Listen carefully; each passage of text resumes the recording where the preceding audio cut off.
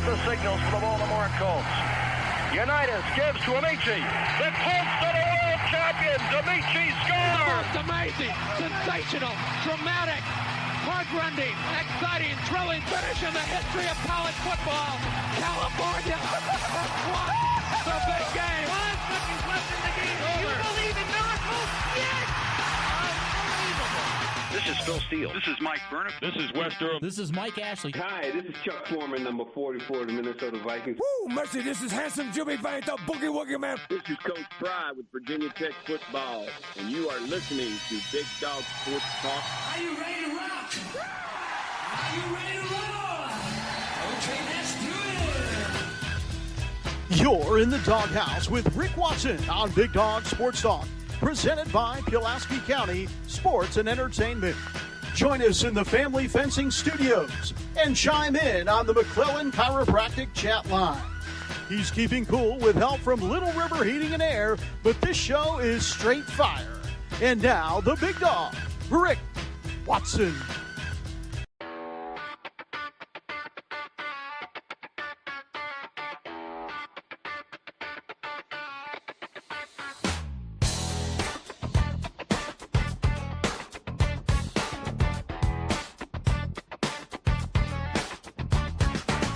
Rick Watson's got the mic, he's the big dog king. Cover sports so sharp, it's a new river thing. Virginia Tech fire, rapid pride too. Every stat, every play, he's bringing it to you. He's got that voice, deep as a valley, breaking it down, no dilly, no dally. Big dog sports talk, feel the bark, feel the bite. Rick's in the zone, every day, every night, from the Hokies to the Highlanders. He's got the spark, Big dog sports talk, lighten up the dark.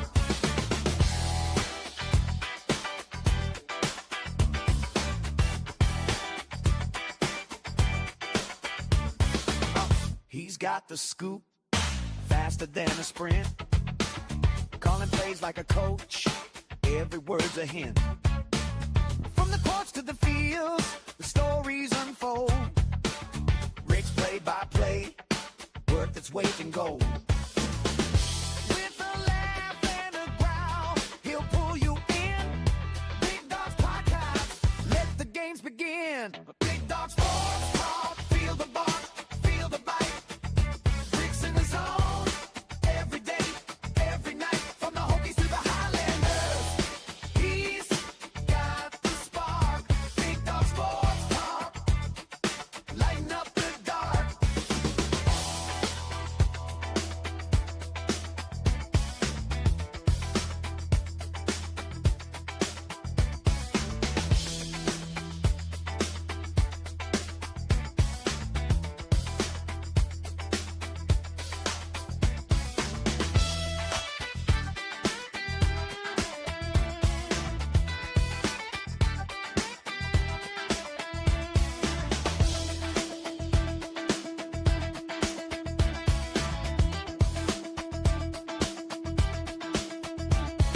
Sports talk, feel the bark, feel the bite.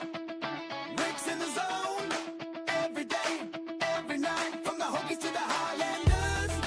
He's got the spark, Big Dog Sports Talk, lighten up the dark. Big Dog Sports Talk, feel the bark, feel the bite. Rick's in the zone, every day, every night, from the Hokies to the Highlanders. He's got the spark, Big Dog Sports Talk, lighten up the dark.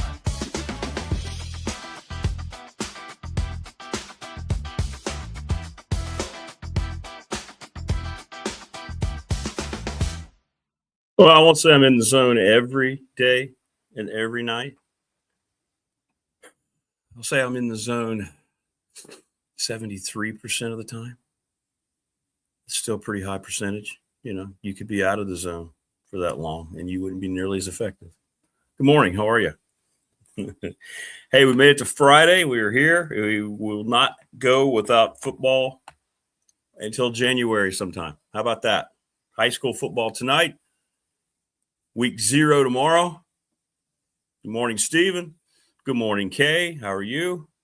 Everyone, please subscribe, like, and share. We'll have Blacksburg High School football tonight, debuting on the channel with Landon Weaver and Richard Terry, a couple of Bill Ross students. We're excited about that. Not a huge sushi guy, no. Prefer my fish cooked, okay? I mean, you're not going to see me roll up and go, hey, guys, hey. There's a nice sushi joint around the corner. What do you say? Huh? No. not going to happen. It looks cool. It's pretty. Not eating it. All right, so we got a lot going on today. We've had to move things around today. So in hour 2, Mike Ashley's going to join us, but we'll also have Ray Cox, the legendary writer for the Roanoke Times, and Ralph Barrier with Mike. And then Coach Elmo will join us in hour number 3. We're not used to seeing such a pretty face this early. But we have Jen, the Gamecock girl, with us right now because she has things she had to maneuver around. And then she was nice enough to join us here this morning. We could not just diss her appearance because we had way too much going on. What's up, Jen? How are you? It is dark outside. Hey, this is how I start every day. Yeah. Very dark in the condo, very dark outside. But I'm rallying. We have an important topic today, and it had to be addressed. It had to be addressed. And, of course, you have, a doctor's appointment? Is that right? Just a checkup? I do, yeah. Hopefully nothing's wrong. I don't think so, but got to stay on top of it. Okay. I mean, I think everything's fine. Don't scare me. No, don't be scared, baby. It's fine. Oh. Everything's good. Okay. First, Mike Burnham. Now you. No, I just like to get it over with before football season starts because I don't want stuff hanging over. I understand. Got to cleanse my juju so I have good positive karma for football. Well, we're getting positive karma kicked off this morning. It's always a lot of fun. It was very popular last time, and you're going to enjoy it because Jen is ranking the SEC coaches. No, not by their coaching prowess or how she thinks they're going to do this season. From the perspective of a single, very attractive woman who's sultry, who enjoys her bourbon and her fine meats and her college football. If she were out and about on a, dating service, or if she were just hanging out at one of the sports bars, who would she like to go out with? We're going to rank them. We're going to go from bottom to number 1 again, right?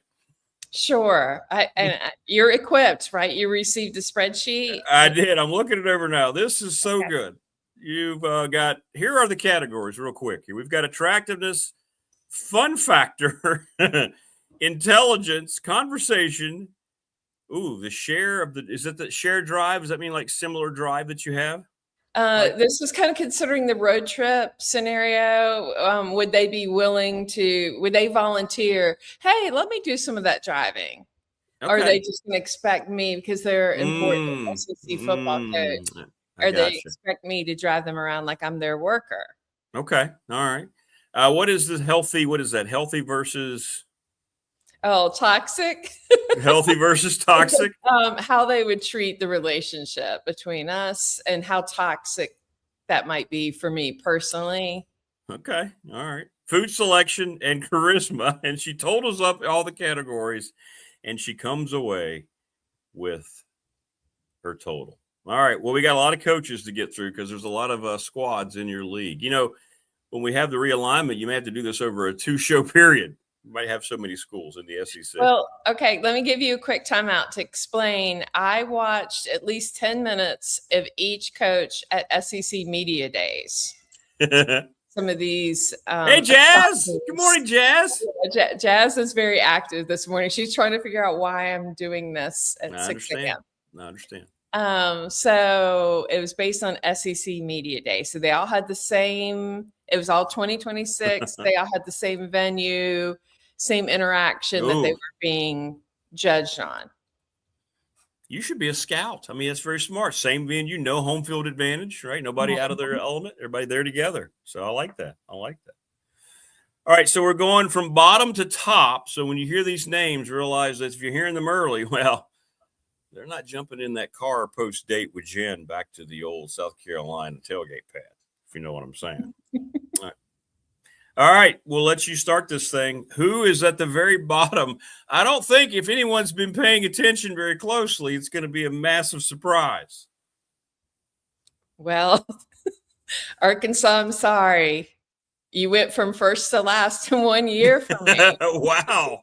That's true. Boy, what a fall from grace. Wow. Terrible.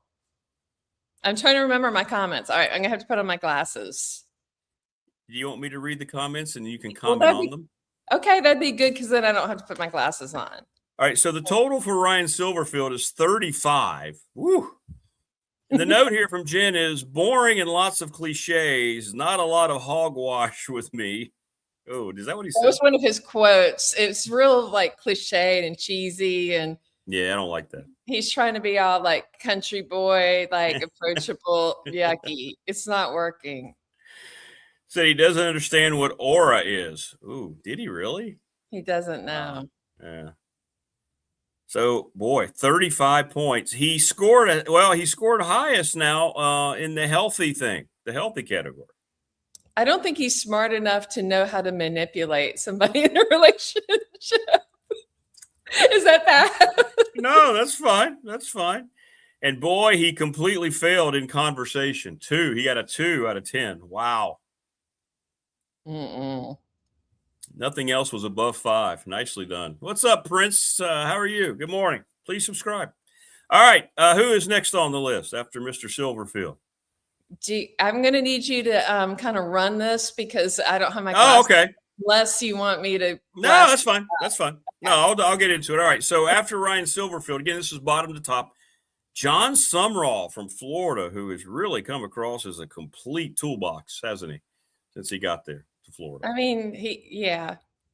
He seems like he's read a lot of the time, too. Like, like he's like Kool-Aid Man.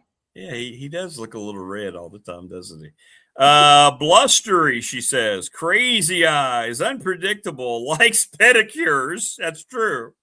That was a no-go for you immediately, wasn't it, when he was doing all this? I don't know if I really want my SEC football coach man to be coming to get a pedicure with me. I don't know. Maybe I'm sort of traditional that way. I just no. I don't want him to have feet that are really soft. Yeah, but you want this. You want to be like, yo, honey, I need to go get my nails done. And you want him to go, well, do you want me to drive you? Yeah. I don't want him to go in. But you don't want him to go, oh, great. What do we get? I can't wait to get a new color today. It's just not for me. And his wife seemed very proud of it. And she talked openly about it, but he got a 9 in charisma. I mean, he's definitely got a personality. It's just not a personality that I'm attracted to. And a 3 in conversation. So you're thinking that wouldn't go very far if you two were sitting somewhere trying to have a nice convo. Yeah. Yeah. Good morning, Jeff. How are you? What's up, Prometheus? Signetti doesn't get his nails done, Prometheus says. That's right. He's got a point. Yes. All right, next on the list. Wow, he may have gotten a fresh new contract, but Kalen DeBoer from Alabama, 3rd from the bottom. What about him? Caleb DeBoer is kind of getting known as in the SEC. I don't know, and I'm concerned he's ribbing out. I think he's ribbing out? Yeah. Yeah. He's not he needs a little more strength training in his routine, probably too much running. I really want to shave his head. I know you always bust on Shane Beamer, but this guy needs to shave his head for real. Shave the head. Back off of the teeth whitening. Too much. Too much. Yeah.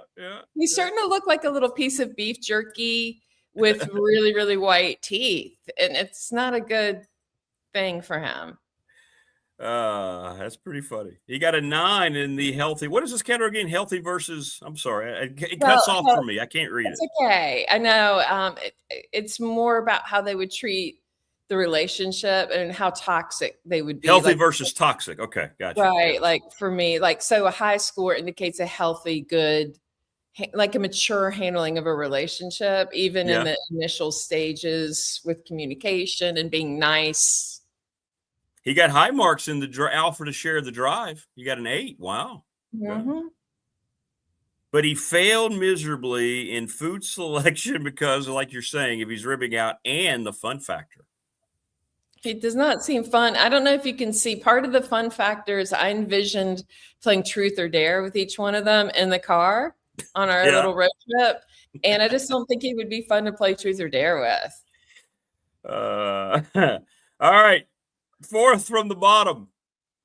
Will Stein at Kentucky. Not a bad debut for, a new coach in the league, replacing your old guy down there, Mr. Stoops. He looks like a banker, Jen says. Uptight. Green in the role. There we go. You don't like the rookie guy, do you? You don't like that rookie guy. I like rookie if you got a little swagger. He seems kind of nervous. Like at SEC days, he had his speech all folded up and like little tiny. It reminded me of passing notes in 7th grade. Like, remember those little tiny boys who would fold the notes and pass them to one another? That's what it reminded me of. And he went to the podium and then did the slow unfolding of it and everything. And I was like, you need to have that ready. Walk up to your own place and boom, get started. Let's go. But, a lot of times the first thing that appeals to someone is that eye contact. You've got him at a 7 for attractiveness. I mean, he kind of looks like a grown-up fraternity guy. I don't know. I don't know. He's really young. Is he? I think is he 31? He's young. He's 16. Yeah, it's crazy. Now, I think he is in his early 30s. Yeah. Little baby face. Yeah. He got a 3 in charisma, as you mentioned, and wow, okay. Well, we got another 7 too. The healthy versus toxic. So he showed it pretty well there. Mm-hmm.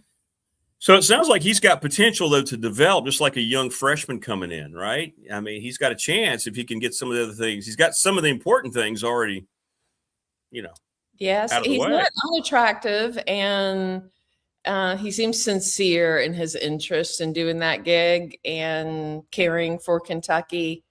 I just curious how it will unfold, like his speech that was folded into a tiny little square. Yeah. All right. Here we go. 5th from the bottom. Alex Golish at Auburn. What did you not like? What stood out? Russian-American, new on the job, has some dad body going. Like, how many Russian-Americans have you seen in the SEC? That's kind of fun. Yeah, okay. All right. Yeah, it's different. You're kind of getting cultured. Yeah. Alex got a 7 in attractiveness. Wow, just like Will Stein. So you don't mind looking at him. Not bad. Yeah.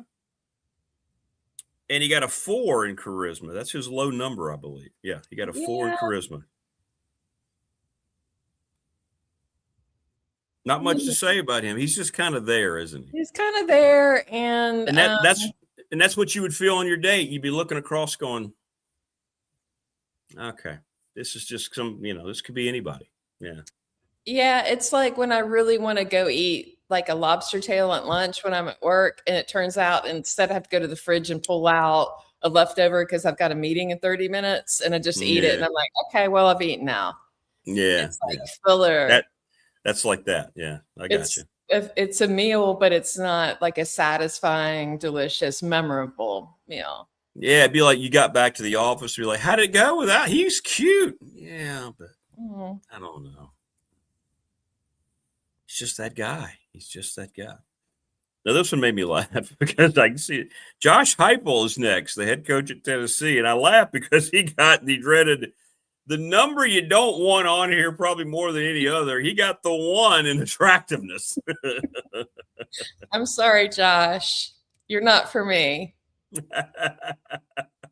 Was a good quarterback, but no longer Yeah. He did pretty well considering he's ranked where he is with a 1 on the looks. Was a good quarterback, but no longer has that quarterback swagger. Looks like Bobby on King of the Hill. I mean, he does. He kind of does. But he goes, I mean, it's crazy. I mean, he is like a 1, and then he gets the number. He gets the 10 on the food selection. Wow. Well, I know that he'd be prepared to eat with me and there'd be no judgment. Again, part of the food selection, and again, you probably can't see it without scrolling, is its food management and their kind of overall approach to eating and thoughts. Like, he wouldn't have a scale for me. He'd be like, girl, get that second helping of barbecue. Get on up there. But he's got some other things in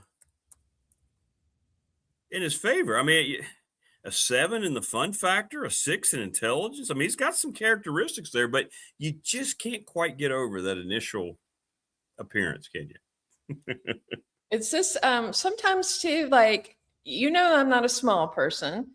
So like, you just got to represent and do the best you can with what you got. And I think sometimes he does not do that. He's a little bit sloppy in some of his dress. I think he could do better.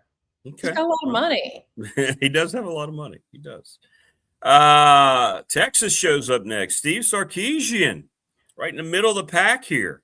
Gets a 10 in the fun factor. Yeah, I concur. only a 2, though, in the healthy versus toxic category. He's got a lot of stuff going on in his life. He does. I mean, I think he's probably kind of an entertaining coach if he's your coach, but I don't know about his management of his personal life. Yeah. Tried to influence a ref at USC in 2014. Might be fun, but reckless based on past behaviors. Bonus points because he did face substance abuse issues, which he did. So 47 total points for him. Steve Sarkisian. Big year for him. He needs to have a good year, I think. Jeff Levy at Mississippi State shows up. That's not a bad place for him to be on the positive side of the middle part of this. What did you like about him? Wow. Well, he's another one. I mean, he's a big O-line guy and looks like one, big beefy dude. You like that. He also would not have a scale or be too worried about what I'm getting into. No. So I appreciate that about him. Seems like a good guy. I think his job security is very limited at this point. Yeah. That's a down tick. Although he's the first one to show up with 2 10s, food selection and share the drive. Yeah, I think he'd be a good guy, and he'd be like, hey, I'm not letting you do all that driving. Move on over. Well, this is a very credible performance by Jeff. I mean, he's got a couple 4s as his lowest. Attractiveness is one of his low numbers at a 4, the other one being charisma. So, yeah. Yeah, he's probably very consistent, but maybe not the most exciting. That's pretty good. Yeah, okay. Well, he's in other words, you're not just necessarily going to look at him and immediately just diss him, though. He would make the first cut at this point. Yes, the looks are not the only consideration. There's more to it. All right, we're getting down. Let's see how many we have here. 1, 2, 3, 4, 5, 6, 7. All right, it's final 8 here. Pete Golding, who got bumped up to permanent head coach at Ole Miss. Can look a little sloppy, but looks upgraded at SEC Media Days. He did have the DUI in 2020. I mean, I try to think about arrests too, because it's just criminal background check. Yeah, not a good thing. But he looked pretty cute on SEC Media Days, I gotta say. He improved the most. Like, sometimes he gets that real out of control, scraggly, mullety look with his top on, and it's kind of looks unkempt. Well, he's got a 9. He's got a 9 in fun factor. He's got an 8 in attractiveness. He's got an 8 in conversation, an 8 in food selection, and 8 in charisma. I mean, he's probably wondering, really, I'm 8th? There's 7 guys better than me? Boy, this chick has just got some high expectations, right? I do. I expect a lot from my SEC coaches. Yeah, you do. You're like the relentless AD. You're like the president who's just not going to let him breathe. I like that. Yeah. I mean, they get paid a lot. They have a lot to handle. They do have a lot to handle. All right. Coming in next, number 7, Eli Drinkwitz at Missouri. 10 on the fun factor. He fails in attractiveness, though. Extreme side part. Needs a hair makeover. Oh, Polish American bonus. There you go. There you go. I mean, he's kind of snarky. He's got some wit about him that I like. And I think he knows that he's sort of a nerd in a SEC head coaching gig. And I think he knows that it's not what people expect. I mean, if you saw him out in Walmart, you wouldn't be like, oh, I bet that guy's an SEC football coach. True. You think he'd be at Walmart, Eli Drinkwitz? Hey, I need a new pair of tennis shoes. I think I'm going to go to get some Skechers. I mean, I don't know. Darius Rucker goes to Walmart, I've heard from personal sources in South Carolina. That's cool. I like that. I love Walmart. I mean, I'm just saying. He got a 10 in fun factor. And again, he's got a 9 in food selection. He did well. He did very well. All right. To show that Jen is not biased as you think she might be, here is Shane Beamer showing up outside of the top 5. What about it? Let's get into a little more in depth. He gets the 10 in the shared drive, and his low number is in attractiveness. And I think a lot of that's probably buoyed by the ball spot. No. I don't care about that. He's fine that way. It's just, it's a competitive process. He has others that he's competing against. Let me see. I'm trying to see the needs daily PR manager still needed to be way more Gamecocky. All right, so describe that. What does that mean? His outfit at SEC Media Days brought me displeasure. It was a full gray suit with a white shirt with a gray tie, and it had like a little splash of Gamecock garnet in the pocket square. And I was like, we're not gray. No, it was very gray. So he was barely wearing South Carolina colors? Yeah. And I do think he has a lot of pride in South Carolina. I will give him that. And I think he's a great ambassador for us. And that made me sad. I was like, come on. I mean, I don't expect the old school Gamecock garnet blazer look, but give us a little more. Represent. I would be a little troubled by that too if I were you. Kind of tells me that guy's mindset is, I'm not going to be here after this year, right? I mean, that's weird not to have you. Like you said, I would wear like either a black suit or I'd have a garnet. The garnet suit would look good with like I don't know, right? You can wear or even like if he wanted to do the jacket. Anyway, right? Yeah, it could do that. Or I envision like a light gray suit with some maybe the plaid that has the Gamecock garnet in it. It incorporates in it in the garnet tie or something. Go hard with it. Yeah, I'm with you. 59 total points for Shane. I mean, that's all right. Good. Top. Arkansas. That's good. Arkansas with 30. Yeah, Silverfield had 35. It shows you the difference here. 35 for Ryan Silverfield. So there you go. All right, now we're in the top 5. So all 5 of these dudes would get encouragement by Jen to, hey, let's do this again. Let's try this again. Yeah, I had a good time. I could see you again, right? Mm-hmm. If you're in the top 5, you could figure this out. Yeah. And Clark Lee comes up number 5 for Vanderbilt. I mean, pretty impressive. 10 on the fun factor, 10 on the shared drive. He's got 1, 2, 3 8s and a 9 in intelligence. I mean, nice suit at SEC Media Days. Didn't love the tie. Needs more charisma up in the gym as well. So, yeah, Coach Lee, that guy's right there on your list. He looks good in his suit. He's number 5 on this. He's got 64 points. Now, he ties technically. So maybe we should say it's tie for 4th is how we'll do this. I would say one thing about him that I like is he doesn't seem like he would be real snitty. He seems like he would be a very logical kind of guy, like good about communication. Like I'm assuming he's married now. I have not researched this, but he would be like, "Hey, Jen, I have to talk to my ex-wife," because by then she would be his ex-wife.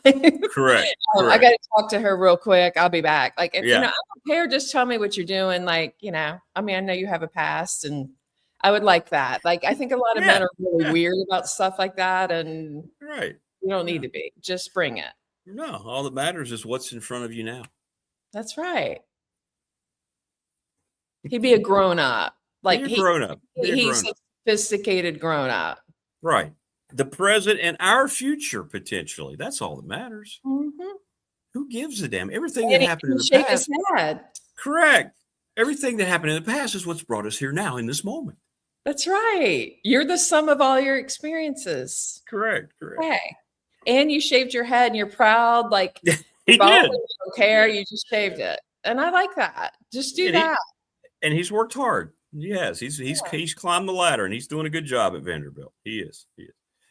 All right. No, I have not, PK. Not yet, but I will just for you. All right. I got to be honest. I'm a little surprised. Not that he's in the top 5, but I thought he'd be much higher. As a matter of fact, this was my candidate to be numero uno. But ladies and gentlemen, Lane Kiffin shows up at number 4. He's also got 64 points. Of course, the 10 on charisma, the 10 on conversation, the 10 on fun factor, 9 on attractiveness. As a matter of fact, Lane Kiffin is number 1 on the attractive scale for Jen. But yet here he is at number 4. Wow. And do you see why that is? Skinny Lane putting on some muscle would be terrible. Toxic boyfriend with highs and low lows. Too much of a well, you don't need the roller coaster, is what you're telling me. No, too much drama. He got did I give him a 1 in the healthy versus toxic? He got the bottom number. Yeah, he got the 1 that brought him down. Yeah, it's too much going on there. But boy, everything else is really strong. If it wasn't for, if he'd have just showed up like at a 5 or 6 in healthy toxic, he's that changes everything with him. He's got no loyalty even to employers. He's just he's all over the place, and he treats his women like that too. Yeah, number 3, Kirby Smart from Georgia. He's got a couple of 10s. He's got a 9. Old school class, charming, successful. Looks like the old Dr. Pepper man. He does. That'd be fun, and I think he'd be a good sport about putting on the visor. Like, okay, like Friday night we're sitting around not during the season, during the rest of the year, and I'm like, hey baby, we put on the Dr. Pepper suit for me. Yeah, and he would. Let's have a drink and put that thing on. I'm making Manhattan, and he'll be like, okay. Does the visor bother you at all? You don't mind the visor? I mean, for joking around. I mean, Steve Spurrier, my other fiance. True. It's associated with him. Signetti doesn't even wear a hat. Yeah, I like that. He does his own thing. A 10 in the shared drive, a 10 in the healthy versus toxic. He gets a 9 in charisma. He's got 2 other 9s, intelligence, conversation. I mean, you think a lot of Kirby. Well, I would say the best way to describe him is he's a grown-ass man. Like, he's just got his act together, which is interesting because I think he and Will Muschamp are the same age, and Will does not seem grown, as we would say in the South. So it's not just a function of age, but it's a function of your station in life and how you embrace it. And I think he's just very comfortable in himself, and you can see that. And I like that a lot about him. He's one of Saban's all-time favorite former assistants. I mean, there's a reason that he's arguably one of the top 2 or 3 coaches in the country right now, right? Yeah, but he's not that hot, really. And I don't know how often he's in the gym, but he's trying a little bit, and I appreciate that. He's doing something. Well, that brings us to the top 2, and if you can't remember all these coaches off the top of your head, you may not know. And this almost surprising me as much as where Lane Kiffin showed up. Mike Elko Number 2 with 3 10s. He's 49, but looks old. He Smart. definitely does not look 49. I thought he was 60. He is smart. Would not bring a scale and would love me in all my weight variations. Food selection 10, healthy versus toxic 10, shared drive 10. My goodness, intelligence 9, conversation 9. Ooh, the attractiveness dinged him, didn't it? With 4. Yeah, he needs to take better care of himself. That the aging process will not be kind to him unless he steps it up right now, as we've all learned, those of us who are also in that age range. Yeah. That is no time to be coasting. He's got to do more. And I honestly was shocked to hear him reference, well, when I turn 50, I'm going to do this. And I almost dropped everything and just stared at the screen. I was like, what? Because I seriously did think he was 60 at least. It does feel like it, doesn't it? It kind of does. Well, that brings us to the top spot. And if he wasn't already motivated by the fact that people think he's got a top 10 team, and many people are saying on paper he's assembled the best defense in the country, now he's got another reason to be skipping around, right? Just hanging around Norman, Oklahoma, because Brent Venables wins the dating pool with Jen the Gamecock Girl. Number 1. The marks are incredibly impressive. I mean, he gets these kind of marks as a coach. He's winning the Natty. He's my age, Jen says, but he looks really good. He's fit, positive vibes, fun fraternity guy. Could get over his Clemson past. That would be something you would have to discuss, wouldn't it? It is, but it's not a deal breaker with him. He's wearing a shade of Gamecock Garnet now, a cousin. Cousin of Garnet. So that helps. He's SEC now. So I've just got to look at him as family that way and just sort of forget about that other thing. Shared drive, a 10. He's a 10 in healthy versus toxic. He gets 9s in charisma, conversation, the fun factor, also attractiveness. Wow. He and Lane share the high marks in attractiveness. Yeah, I mean, he looks good. I mean, he's got his lowest marks a 7. This is why he won. This is why he's number 1. Food selection. So you think maybe you might have a little disappointment from time to time? I feel like he's on the verge of ribbing out, and he needs to be careful about that. He's very fit, but he's on that line of the rib out situation, and I don't know. I have a suspicion. I have not looked him up. I don't know how old he is exactly. That would be good to know if you can quickly Google. But I suspect his wife is kind of a trophy wife type. And when guys dig that, then they're sort of on the food monitoring. Like if you've got a trophy wife, your SEC coach, you kind of like talk about all the time about how hot your wife is and how, hey, I can recruit. Look, I recruited this hot wife. Ha ha. If you do all that, then you're kind of maybe watching what your woman's eating. And I don't like that. I don't dig that. I like a man who has a real wife, like Saban's wife, Miss Terry. She's a real lady. She's not all plastic and 55, it says. Okay. He's 55. Yeah. Okay. He's fine. He's not. Yeah. That's perfect. That's perfect. 55. Brent Venables. Wow. I'm that guy. He's got a lot going for him. Because now, did they visit South Carolina this year, or do you go there? No, we get there. Oh, I was going to say, if he was coming down to Columbia, I mean, you're ready to go, Coach. Let's go. You were number 1. Let's see how this goes. I don't know how tall he is either.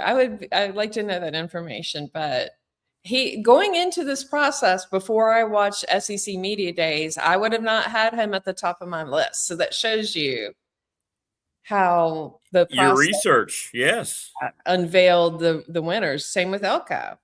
I mean, I was kind of like you, where I was thinking, well, Lane's got a good chance to win this thing. Yeah, and I thought maybe you're right, you dinged him in all the proper aspects, but I thought maybe Lane would rise above that just because of how he is. I thought maybe be like, you know what, girls, He is so much fun. I know what you're saying, Marcia. I get it. Okay. You keep telling me he's going to come down and make me feel bad one day, but right now we're having a blast. I thought maybe that would burn out, but you're not superficial like that. I probably would have changed my perspective on that later in life.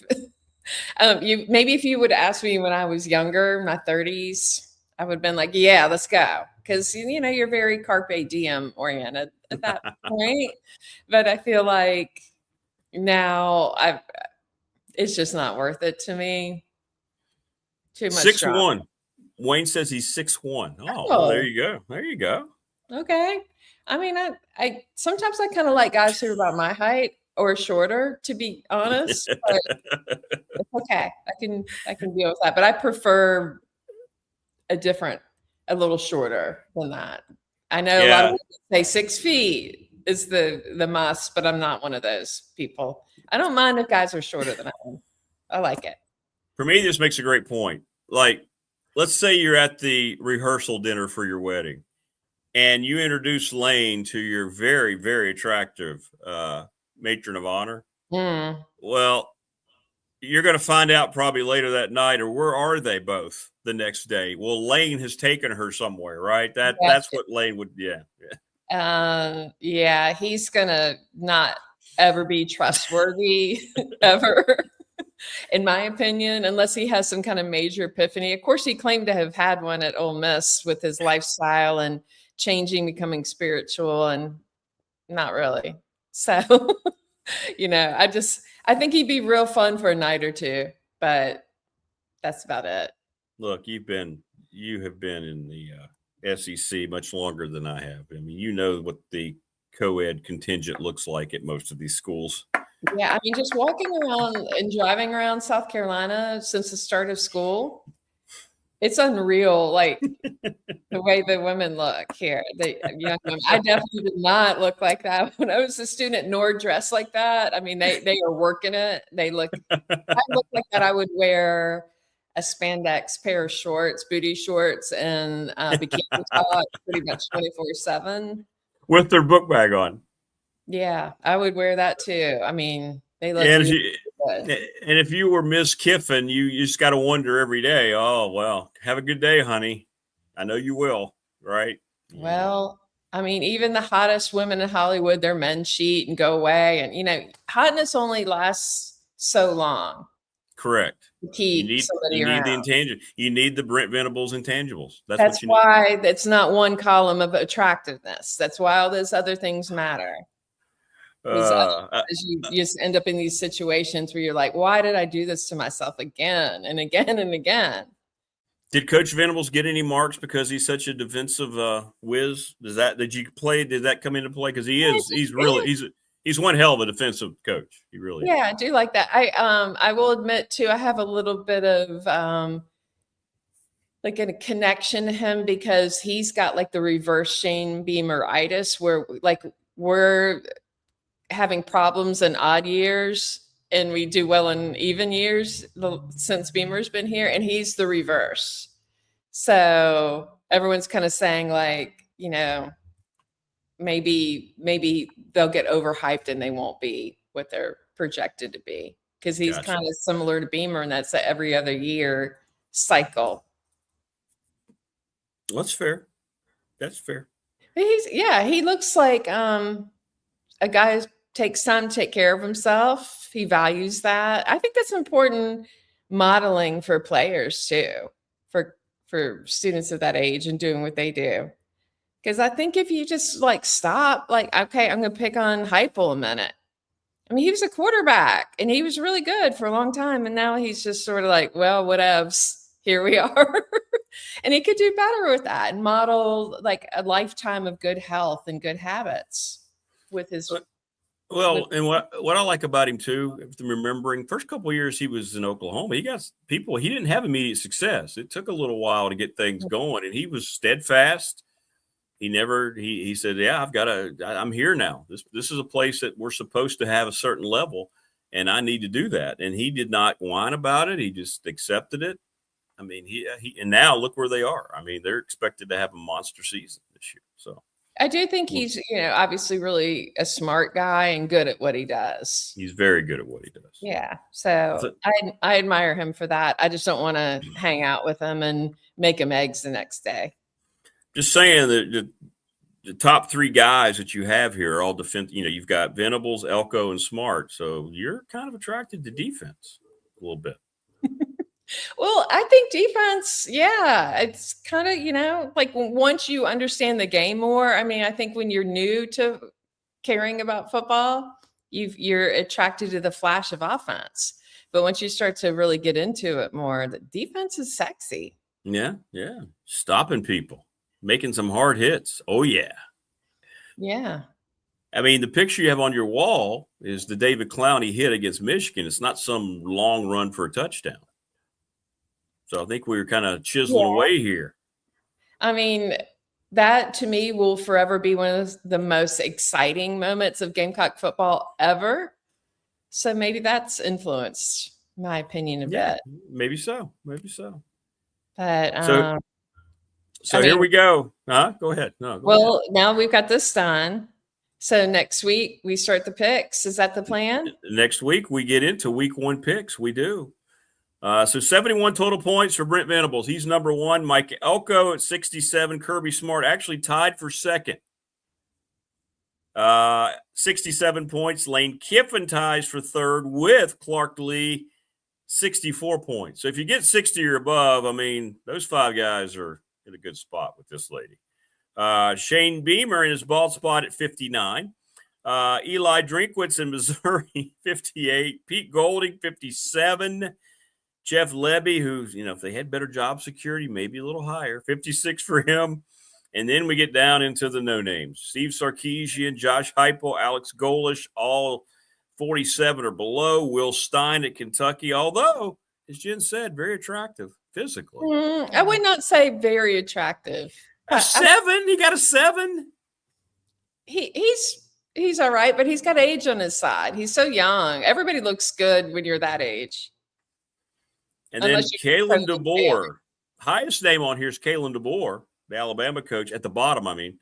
And then you got John Summerall and Ryan Silverfield. Wow. No chance with Jen, Ryan Silverfield. Ryan 0. is so cheese-tastic. So bad. Ugh. Could not. Sorry, Ryan. I miss Sam Pittman. I know you do. I think it says a lot about Arkansas' season when they were number 1 last year on your list with Sam Pittman, and now Ryan Silverfield dead last. So they're going to have a terrible year. Well, yeah, Sam's available. Maybe Sam wants to come tailgate with me sometime. You know what's ironic? Last year when all this happened right after Brent Pry was gone and they got into starting to organize a search, Big Ten guy told me Ryan Silverfield was one of the early names that Tech was going to look into potentially. It didn't happen, but I'm just saying he was a guy that was, Ryan Silverfield, he's a rising young guy. And then they realized, wait a minute, we did that before with, Justin Fuente. Yeah. Well, what's interesting is in doing a little research about this too, it was kind of fun to read everybody's backstories and where they played college and where they were from. And there were so many of them, I just had not really thought about it before, but there were so many of them who started in coaching because they were injured in high school or college. And I think Ryan, if I remember correctly, he went to college in Virginia, right? Did he go to Hampton-Sydney? I think he went to Hampton-Sydney, yeah. Yeah, I think. And he was. That was part of the connection, yeah. Yeah, was involved in doing some coaching there because he'd been injured in high school. I want to say Jacksonville. This is how much I learned about these people. I think he went to private school in Jacksonville, Florida, and was injured playing for like the all-state championship, or I'm sorry, the state championship. And then he just transitioned immediately into coaching or something. So it seemed like that was a story in a lot of them, that they had career-ending injuries and then flipped over from that. And I had not really thought about that before, but it was interesting to see their path, where I think before I'd done all that research, my assumption would have been that all of them were just so successful at playing football, then, eventually they would be recruited to coach in some way, but that's not really the case in the majority of them. Well, your research was very impressive. The spreadsheet. I know. Who thought I would know so much about the one that came in last and his path to coaching? But that shows how much work I did. And that to me was fascinating to read about a lot of it. And like I knew Clark Lee, I knew that he was a Vanderbilt grad, but I did not know he studied political science and learned about him. I think he's got his master's in poli-sci. So I learned all kinds of stuff. So I really enjoyed doing it. It was a fun process. Yeah, it seems like you did. You had a lot more categories this year. Or am I mistaken? Did you have that many categories last year? There were a lot, but they were more superficial probably because like remember the music playlist was one of them last year. No, that's true. That's true. But it was a little harder for me to assume music taste. So I removed that, but I just try to start anew with my process, use Excel spreadsheet from the start. In my process. Got real serious about it. I feel like I'm the Phil Steele now of this process. All right. So we're making our picks next week.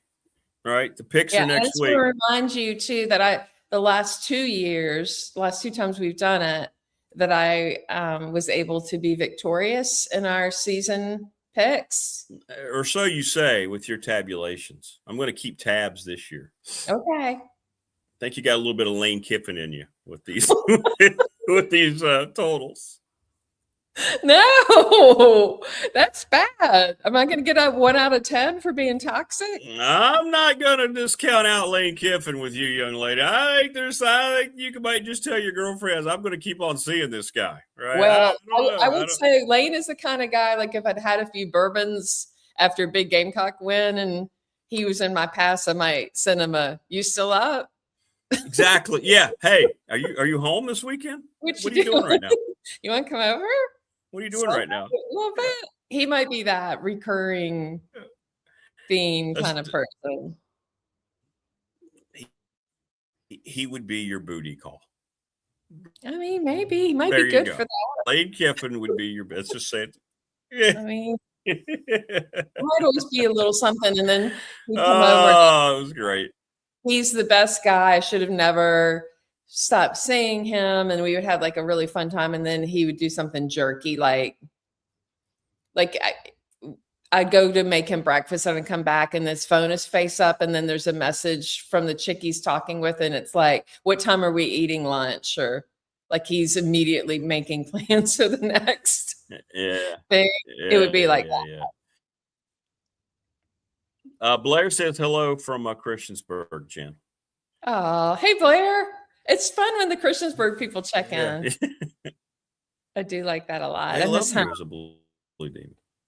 Oh, I'm a proud Blue Demon. Well, it's a very impressive list. Very impressive list. Thank you. That was terrific. Thank you. And Brent Venables is going to get wind of this as they prepare for their first week, and he's going to be on cloud 9. Whenever he goes to South Carolina, he's got a standing date apparently. Well, I had considered going to that game, and I just checked before all this. I don't want you to feel like it's tied to this process, but I had considered going, and I checked in there. Maybe I could do it. I don't know. That's a possibility. All right, real quick, let's get warmed up. Two games tomorrow. Carolina, TCU. Who's winning? Let's just go off the cuff. Go. Let's go. These don't count on our numbers. The other Carolina? Yeah, the other Carolina. Sorry, North Carolina. Bill Belichick would be last on my list probably also. So I get TCU. And Virginia and North Carolina State. I just read something about Virginia having tons of injuries. I mean, I think they've got like 14 players out or something. Yeah, I'm going Wolfpack tomorrow. Yeah, I think I have to do that based on what I saw about that injury thing. Yep. Going Wolfpack tomorrow. Yep. All right, well, listen. Thank you for the reminder. I totally forgot. You got week 0 tomorrow. It's our last week 0. We get into week 1. Yeah. I've been busy. I know. I know. All right. Well, good luck with your doctor appointment, and thank you for maneuvering your schedule. This was a lot of fun, as always. Thank you. I'm sorry it was so last minute. I completely forgot. I appreciate you accommodating. Thank you. Always flexible for you, Jennifer. You know that. Oh, you called me Jennifer, like the full name. I did. Okay. That's a big deal because you usually call me Jen. I know. I did. That's when things are getting serious. Right there. Yeah. Have a great weekend. Enjoy your football. Enjoy your football. Have fun with your football this weekend, whatever you decide to consume. And next week we'll begin our picks. I got a fantasy draft tomorrow in Greenville, South Carolina. So that'll be nice. Oh yeah. Keep us updated on that. All right, dear. Stay safe. Love you. Great job. Mwah. Be good. There you go. Jen the Gamecock girl. Great job with her most dateable to least dateable. Actually, it was least dateable to most dateable SEC coaches. Ryan Silverfield, get lost, buddy. Brent Venables, congratulations. You are the king. We'll see you, dear. Take care. Bye. Bye. Jen the Gamecock girl joining us on the program. Good stuff. That was fun. We had to maneuver Jen early. She has a doctor's appointment. Coach Phil Elmassian in hour number 3. I want to thank, I haven't had a chance to do this yet, thanks to Family Fencing, sponsor of our studio. Thanks to McClellan Chiropractic, our always poppin' chat room. Thanks to Mark Hunley, Professional Door Incorporated, Travis Williams. Our text line never stops. We do have a winner, an all-time best NFL coach, but I'm going to hang on to it for a little while. We had over 80 votes. It was awesome.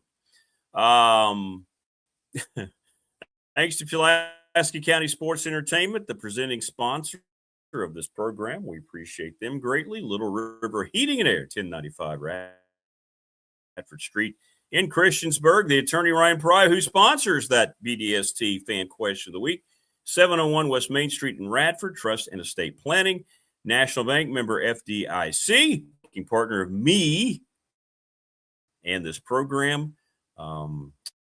Thanks to the Ready Set Fund. Thanks to Bob Christ 11 at Gmail. Sundown Electric down in Elliston, the best electrical company in the biz. The NRV Super Bowl, 540-382-5525. Still looking for their youth leagues to be full. And I met James Lawson yesterday, Lawson's Mobile Home Supply. Great guy, big tech fan. Give James a call, 540-381-8010, manufactured parts for your home. We got a brand new sponsor announcement next Tuesday. And then the following week, another one coming. So we got a lot going on. Blacksburg High School football will debut on this channel tonight. Landon Weaver, Richard Terry on the call. The Bruins take on Giles, a huge traditional rivalry in the New River Valley. And you can hear it tonight beginning at 6:30. My goodness gracious. All right. This is going to be a lot of fun because usually we have this gentleman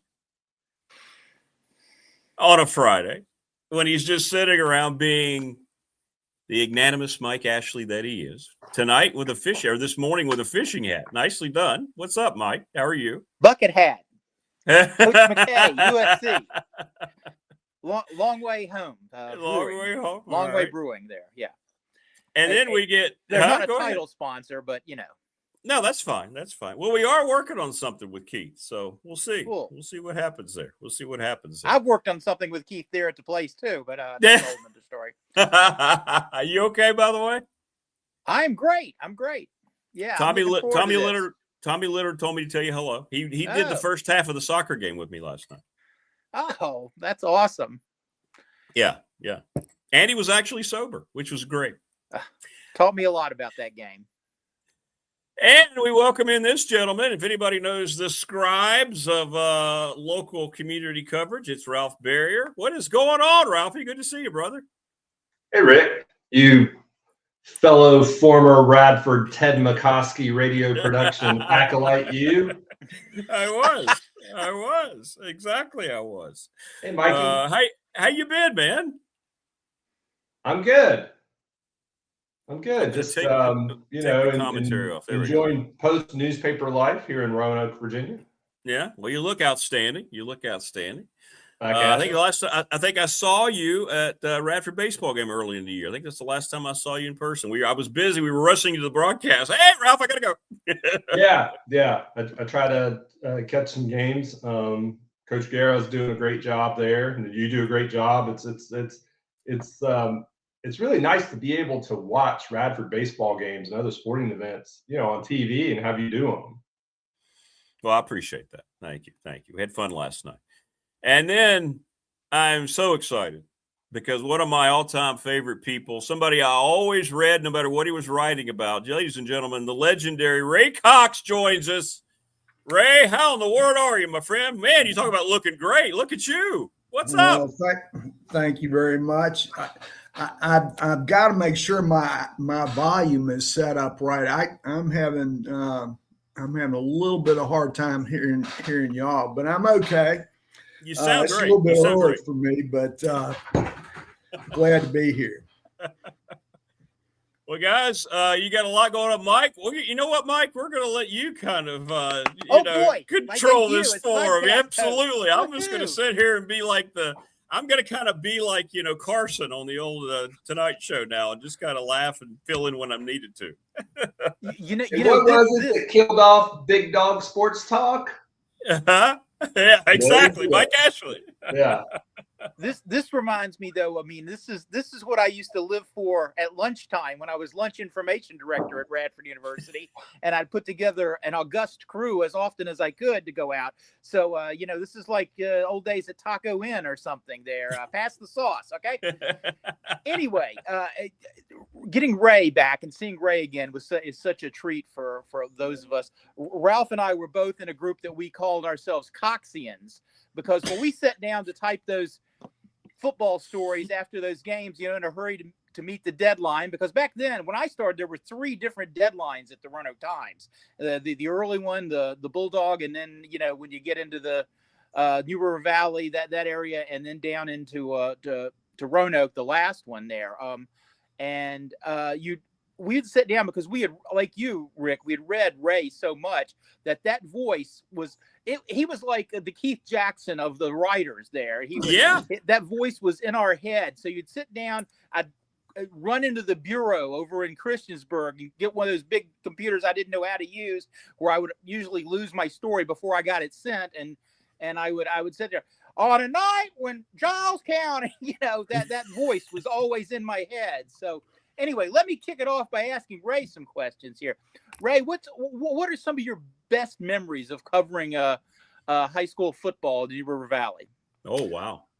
Well, let me, if I'm allowed to get personal, let me show you a photograph here, which will sort of get us. I don't know if y'all can see this. This is me. And the young man over my shoulder there is Hatcher Cox, who was my youngest of 2.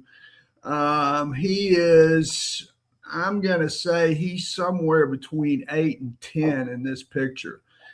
This is the late 90s. The picture's taken by the great Alan Kim, who was a staff photographer for the Roanoke Times.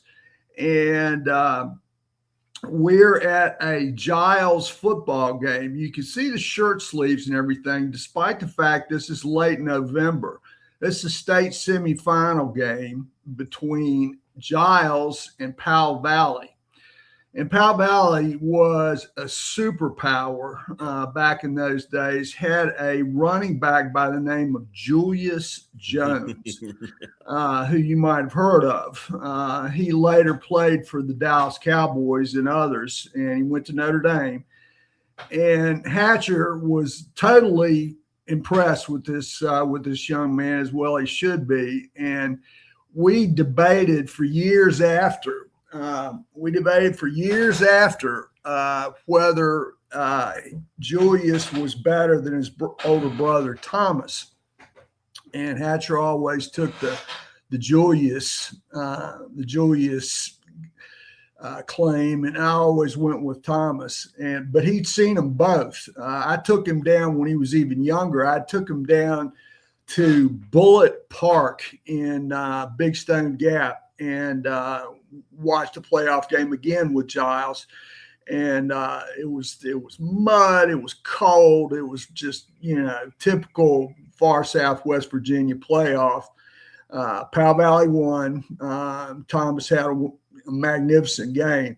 And actually, if I'm not mistaken, I think the Giles came back a couple years later and beat beat Powell Valley and Julius on a tremendously nasty, muddy field up at Giles. And I can't remember. I'm sorry. My memory has gotten to be pretty poor, so I'm a bad guest on this. But anyway, we debated back and forth for years and years, still debated. Hatcher went on to a better life. I mean, he was exposed to way too much sports as a child. And his older sister, Arden Spencer, as well. They often went with me to games, and we never were anywhere but on the sidelines. And so he and I were, and she too, Arden Spencer. Arden Spencer was my sidekick at track meets, and we, back in the old days that Mike was just describing, we had this primitive technology, and to cover a large track meet, we reporters were required to type out the agate, which is newspaper speak for the small type that goes with a track meet. So we would have the entire results of the track meet, that we would have to produce. And I've never been a very good typist. And Arden Spencer, my daughter, was an excellent typist, and she loved track. And so she'd go to the track meets with me, and she'd type out all this agate while I wrote my story, and it saved me hours of time. So my two children were, they were my sidekicks in some of this, and we had a good time. And Hatcher's gone on to a better life. He's now a surgeon. He's right here in Roanoke. He is a hand specialist. And he works for Lewis Gale. He and his wife both are surgeons, and Mandy. And they have two children, Charles, which is our family name, a Cox name, and Reed. And then Arden Spencer lives down the hill from me in the house that I grew up in. And she's got two boys as well. We're going to be celebrating the third birthday tomorrow for the youngest. So, but we've had a lot of fun together, and so there you go. Nice. But that's my memory. One time I took them both down to Danville, and an unusual year. Timesland, as we used to call the Roanoke Times area, was not represented by a state championship contender. So Danville was playing Annandale at home. This was back in the days when there was no neutral field. It was played on home fields. And we went down to this game, and the sky was like that high. I mean, it was like black darkness. It was a day game. Lights were on the whole time. Annandale won the game, and Hatcher was probably 4. Arden Spencer was 6, something like that. And they were right on the sidelines, and I'd hold their hands and jerk them out of the way when, some huge running back came flying off the field. But anyway, we've had some really good times. But the thing that I remember as much about having both of them there was the Annandale team. I looked down the roster at this team. I had not seen them. I'd seen Danville, GW. And, by the way, excuse me, I should correct myself. I say Danville, and everybody identifies it as GW Danville. There's no such thing. They're the only GW. So, that's right. And so they get very irritated when they hear George Washington Danville. So anyway, Annandale, I started looking down the roster at this team, and they were a terrific team. I mean, they were tough. They did everything right. They played in the mud. They were just outstanding. And I looked down the names, and here's a Russian name. Here's a Vietnamese name. Here's a Japanese name. Here's a Bosnian name, on and on and on. It was the most incredible collection of high school athletes that you could possibly imagine. And so many of these kids you knew were like first generation Americans. And, you know, I know there's been a big controversy about immigration in this country, as I think we're all familiar with, but that's what immigration should do for you: produce good Americans and football players. And so there you go. Enough of that. Ralph, what do you got? I know your heyday covering, I think, was the touchdown Tommy Edwards era in Bradford. Yeah. I mean, if you look at this panel and you play the old game, which one of these things is not like the other? It's me. I mean, I don't have the high school football coverage experience that you have, Mike, or certainly not Ray. And Rick is called so many games going back. We won't say how many years now. No, let's not do that. Let's not do that. I covered high school sports in a very limited time, but it was an interesting time to cover it because it was sort of at the tail end. It was almost the end of the New River District. The New River District still existed when I covered them. It was 6 teams when I started, and it was 4 teams within a year or two. But yeah, it was a very special time for me to be at the old Radford News Journal, which at the time, as hard as this may be to believe, was 5 days a week, 5-day-a-week paper. And the sister paper in Christiansburg, the News Messenger, was 6 days a week at one point. So, you know, we were churning out copy and covering every high school sport, every team, you know, everything that was going on, every 8th grade game, JV game, you know, getting the newspaper back in those days. And yeah, I was blessed to cover Norm Lindenberg's great teams of the early 90s when Tommy Edwards was the star. Wayne Lindenberg, Norm's youngest son, was the quarterback. Paul, the third in the Lindenberg line, played quarterback one year. Saw some great games, saw a spectacular game in 91, Radford and Blacksburg, a high-scoring battle that Radford won. And then the classic game, the state semifinals in 1991, when Radford came from way down in the fourth quarter and tied the game with about 6 seconds to go on a touchdown pass from Wayne Lindenberg to Chris Harrison and a Casey Underwood PAT. And then they lost in overtime to Jefferson Forest, who went on to lose the state championship game the next week. So, yeah, but I was there it was sort of as Coach Lindenberg was about to go into his next act, where Radford would be one of the teams that would leave the New River District because of its enrollment. And then the New River District would fold by 1996. And so I was sort of seeing the twilight era then. That smaller New River District, there's an interesting story about the preseason poll you conducted that I always liked. Yeah. Well, one thing about being at the News Journal in those days and having to produce so much copy 5 days a week, you sort of kind of got to do what you wanted to do, or you had to make up stuff, you know, to fill the space, you know, what's going to be interesting for readers today. And so I started running a coaches poll, a preseason coaches poll where, and Ray remembers these days, that the August before high school football season started was maybe the busiest time of the year because everybody produced preseason sections, special supplemental sections. The Roanoke Times did a huge one.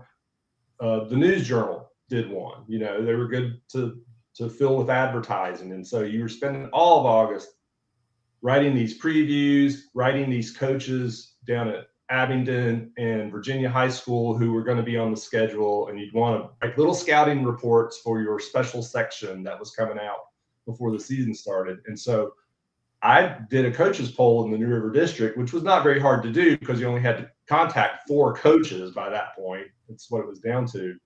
And I think this was about 1990. And I was talking to the legendary Radford assistant coach, Rufus Buddy Shull. I was telling him that, hey, I did a coaches poll and I got the results back for them. You want to hear them? And Buddy said to me, tell me they didn't pick us first, did they?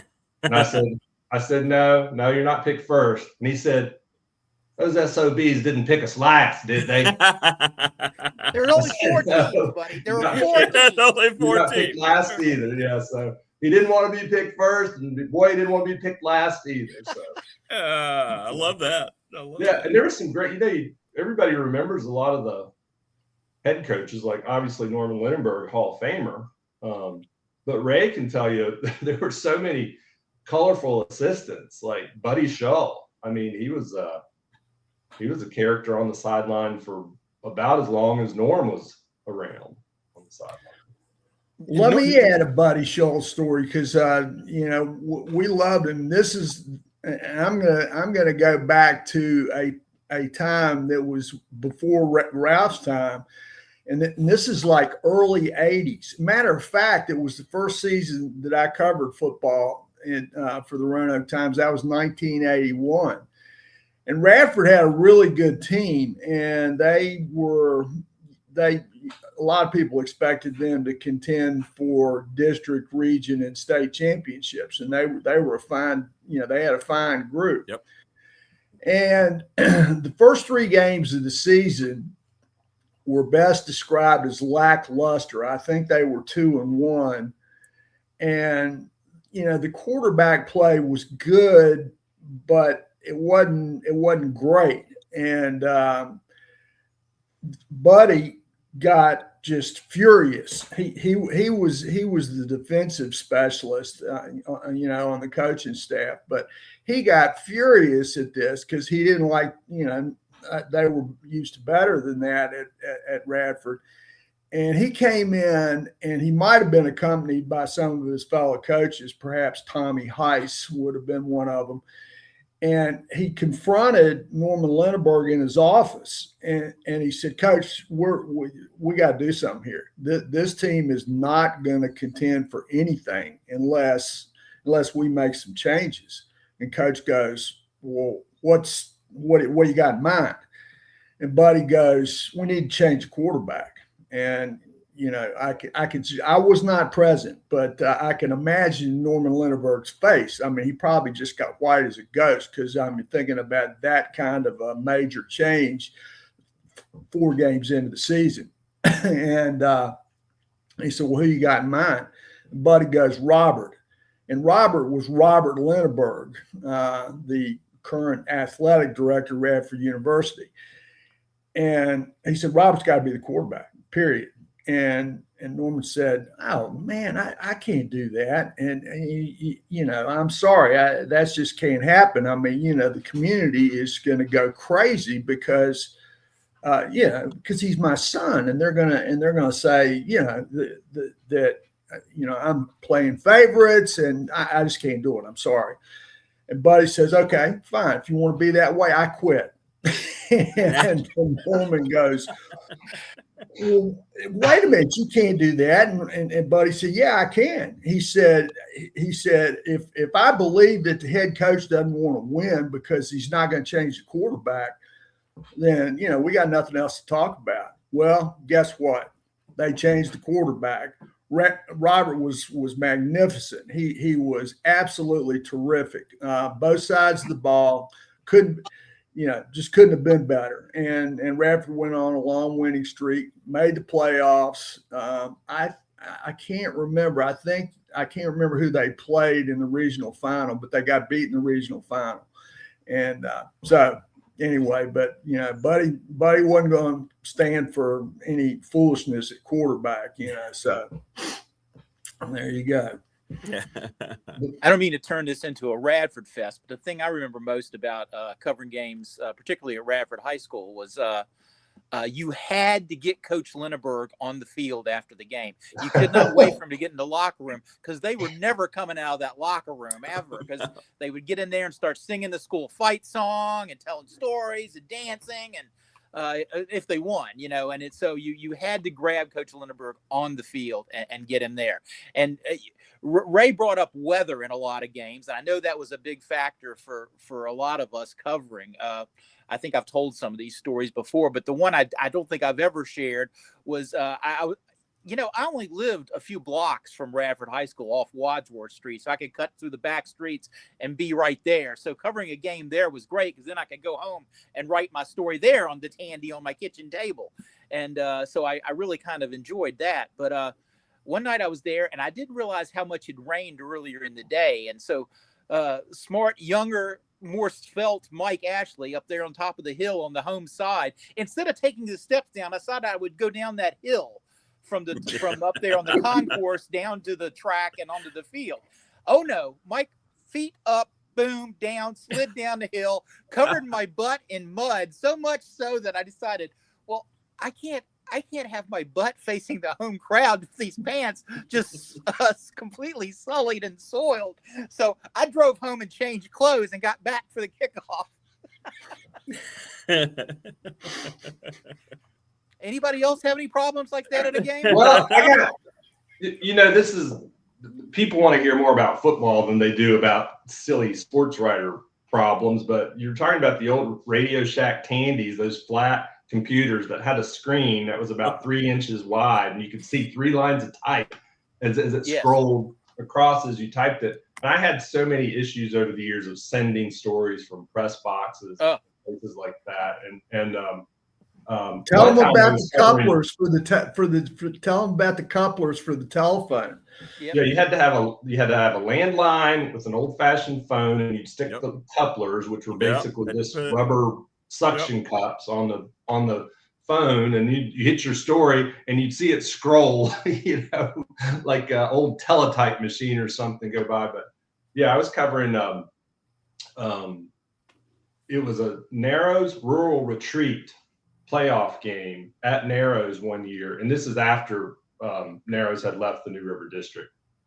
But they were playing a playoff game at Narrows, and I got to the press box, and they didn't have a phone, and legendary coach Bill Pattison happened to be there, kind of, being the host in the press box and running things there. And he said, "You need a phone? My granddaughter's got a phone for you." And I said, "Oh, that's great." So he went to his granddaughter's house, or had his a little girl, his granddaughter, bring the phone from her room. She had a personal phone in her room. Coach Pattison came up, and it was like one of those flat kind of yellow Barbie sort of phones that didn't have any sort of round speakers or anything on it. And I'm like, "Coach, I can't fit the couplers on the Barbie phone to send it." I know what I was going to do. Well, who shows up but the legendary Robert Anderson, who at that time was still working for the Bristol Herald Courier. And he helped me use the direct input to send the story that way. So there was always some adventure. I was always like teetering my computer on a trash can while hooked into a payphone outside a strip mall to try to send a story because I couldn't find a phone. I got locked in high schools, and where I would frighten a janitor, wanted to know why I was there. What are you doing in here? Why am I in the coach's office at this hour? So. Oh, Ray, you have any good Coach Hicks stories? My coach. It's. I went to his funeral, which was at Dobson Stadium, and the place was absolutely, there was as many people as you would ever expect to see at a funeral. And they brought, he had previously coached. Now, let me see, correct me here. If Woodrow, I think it was Woodrow Wilson and Beckley and somewhere else in West Virginia before he got to Pulaski. And they brought 2 of his teams from West Virginia in addition to alumni of the Cougars. And I mean, a tremendous number of players showed up for this. And I remember sitting there, and it was a pretty cold day, and watching these guys come down the long steps from the field house. And I mean, they just kept on coming. And like anytime you see a bunch of old football players, most of them are limping. And, most of these guys were limping, and they tell so many good stories. I mean, there was, Jack Turner, and I guess was one of the masters of ceremonies, and it was something to see. But I was with Coach Coach Hicks at his best moment and at his worst moment, and I was there when they won the state championship, and I have never seen a happier man in my life. No. I mean, he was just so happy, and tears were running down his face. Yep. And it was they had just beaten Thomas Dale and Ken Oxendine. Kenny Oxendine.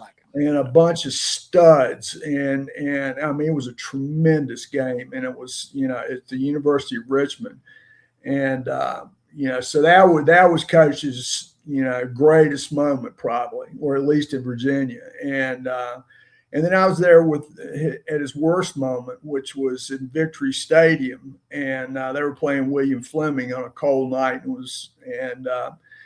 and one of his linemen, Lee Cook, took a freak hit to the chest and died on the field. And I didn't know it. I mean, it was like one of those things that he laid there for a while. They came and got him and took him off, and you think it's a football injury. And when and nothing happened. I mean, there was no real reaction anywhere. And I walked down to the opposite side of the field at the end of the game, which is where the Cougars locker room was. And Coach was just coming out the door, and his wife was there, Mrs. Hicks, and he just fell into Mrs. Hicks's arms, and he said, Lee Cook is dead. And I mean, he was just sobbing, and I had to. Bob Teitelbaum, the late Bob Teitelbaum was actually writing the story of the game, and I was writing, I guess, a sidebar. And so I called up to the press box and said, Bob, look, this player has died. This is a completely separate story.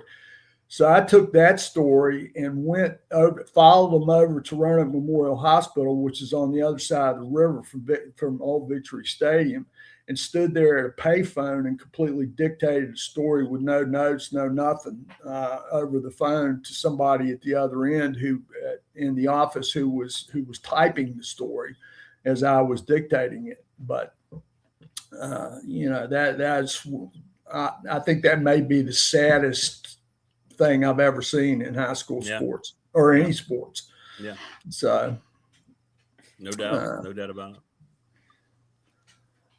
it. David Smith, the Radford Hall of Famer, says, Ray, you wrote a lot of great articles for us at RU. Thank you so much for everything you did for Radford. I know, talking to Mike leading up to this, Ray, I miss you. You'd come on press row, sit near me there, and we'd talk before the game during commercials, man. You did a great job covering Radford, making us prominent, making us feel like, what we deserve to be covered. Having you there meant a lot more than you'll ever know, to be honest. It really was. Well, I had a wonderful time doing it. One of my fondest memories, though, is Ralph Barrier, who was covering also the Highlanders for the Radford paper. And we would sit together at these games. Yep. And Doug Day, the famous sharpshooter from Blacksburg, got on one of those rolls, and he just kept on burying threes, and it seemed like it was like watching Curry. He'd back up farther and farther and farther, and the shots would get harder, higher and higher and higher. He was about to hit the top of the Dedman Center with some of these shots. And Ralph turns to me and said, he's insane. Somebody's got to stop him. Somebody has got to stop this man. He is out of his mind. And Ralph was totally impassioned by what we were seeing there. He made 11 threes. He made 11 threes that night. That's correct. And as you remember, for a while he had the NCAA record for threes made career. And I think Doug's still coaching at Blacksburg. I'm not positive about that, but he was last time I checked. And that's royalty right there, man. Absolutely. Yeah, Curtis Staples from Roanoke went on to hold that record briefly too. And then that's right. When you think about J.J. Redick, I proudly tell people there is no region in America that it'd be tougher to win a game of horse than Southwest Virginia. Yeah. Well, you might as well throw in a couple other guys because Rousey from Lexington, Rockbridge High School. He played at Marquette, and I mean, he was a 5'11" guard, and I mean that dude could play. And he made a whole bunch of threes and scored a ton of points, in the early 2000s. I mean, he was a heck of a player. And then, I'm sorry, I'm losing my train of thought again, but the two kids that led Fleming to the state championship in basketball, one of them just now finished having a camp in Roanoke, but he played in the Damon NBA. And Raymond? No, I'm sorry, I cannot. Anyway, it'll come to me. But he went on and played at VCU, and they had tremendous teams at VCU. And then he played for about 3 or 4 teams in the NBA. He's a terrific player and that kind of shooter too. Yeah. So the best I ever saw was about the time I was in high school at Patrick Henry. It was Ricky Wright. Do you remember him? Oh, of course. Yeah. Ricky Wright. And that's saw. going way back in what my hometown radio station WROV AM used to call the Cobweb Corner. Right. He did those jumpers in warm-up. They'd pull out some song from the early 60s and play it, and that was a great radio station, believe me. It was. Oh, and Jim Carroll, who actually his real name was Colston, and he's our friend Chris Colston's father. And I didn't make that connection until after I'd worked with Jim Carroll at Radford for a while, and I was a playground supervisor in Salem with Chris's girlfriend at the time, and I'd played pickup basketball with him, but I never knew that he was like, because it was like Thacker and Packer if you got to meet Jim Carroll back then. It was about as big as it got. It was amazing. Anyway, I was going to say Ricky Wright used to shoot those jumpers in warm-ups. I remember that the Roanoke Valley District Tournament in the Civic Center, he would go all the way down the end of the baseline off the big wide stripe and shoot from behind there. And then there was no 3-point shot then. You didn't get anything extra, but it was crazy. Well, we're out of season, but I mean, we need to come back in basketball season and start talking about some of the basketball we've seen, because I mean, the basketball has just been incredible. All over Times Lane, all over Western Virginia, we have seen some unbelievable high school basketball. So, yes, we do need to come back and do that. But I do want to do this real quick. I was going to ask you anyway, Ray, and then I'll just get out of the way. But speaking of that, I'm going to give you 2 words, and I want your reaction, because nobody that people around Radford, when I bring this name up now, older folks, they understand. Mike Porter. Oh my gosh! Ray, go. Mike Porter. Robert Anderson has just been referenced here, but Robert Anderson had talked about this for years and years, and we agreed. Porter's the best player we ever saw in high school. I mean, he was magic.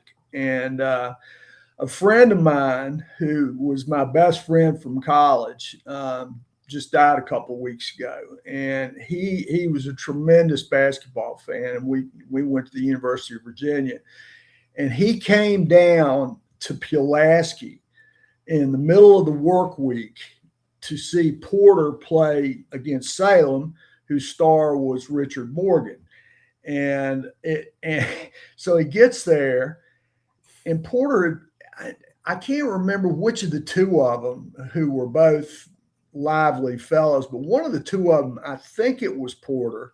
No, I'm sorry. I think it was Morgan, had been had been suspended from some sort of, malfeasance about, and he missed the first quarter. And Pat, my friend, Pat Quinn, a good Rhode Island boy, he was absolutely beside himself because he'd come down to see these two players. And Jeff Jones was there, that, the Virginia assistant coach. And I mean, there were other big time coaches there and scouts and so forth. The place was packed. So second quarter started, and in came Richard. And, those two guys played one-on-one, and it was something to see. But Porter was, there was nothing like Porter. There really was nothing like his game. They played, Todd Hopkins was the other star of that team, and he played at Bluefield College, and he for a while led the nation in scoring. Todd Hopkins, 6'4" power forward, and they played Mount Vernon in the state semifinals. And Mount Vernon had a tremendous team, and if I'm not mistaken, Mount Vernon's point guard went on and played at Old Dominion, and Mount Vernon won the game. But those two guys, Porter and Hopkins, just put on a show. I mean, Porter was throwing bounce passes length of the court. I mean, just unbelievable stuff. And what was he, 5'10", maybe? Something like that. And I mean, he was this far over the rim. I mean, and just, people would come early just to see him in warmups. I don't know what went on to play, played on a national championship, JUCO team, San Jacinto Junior College of Texas, where he played with a guy, I believe his name was Boo Harvey. Is that right? Yep. And both of them ended up at St. John's. And I mean, I'm telling you, he was a legend. And you keep hearing about him sort of showing up in strange. I heard about him a number of years ago. He showed up at a pickup tournament out in Reiner, and was playing with a bunch of guys. But Porter was, there was nothing like it. So he used to come play pickup on Sundays in the Dedman Center. I always heard. Now I never went and saw that, but I heard some of his dunks in that building were legendary too. And the other thing, you can't mention that era of Timesland basketball. Kevin Madden was at R.E. Stanton at the at the same time. So, and those they played home and home, all three of them against each other. So you could go see those great matchups all the time.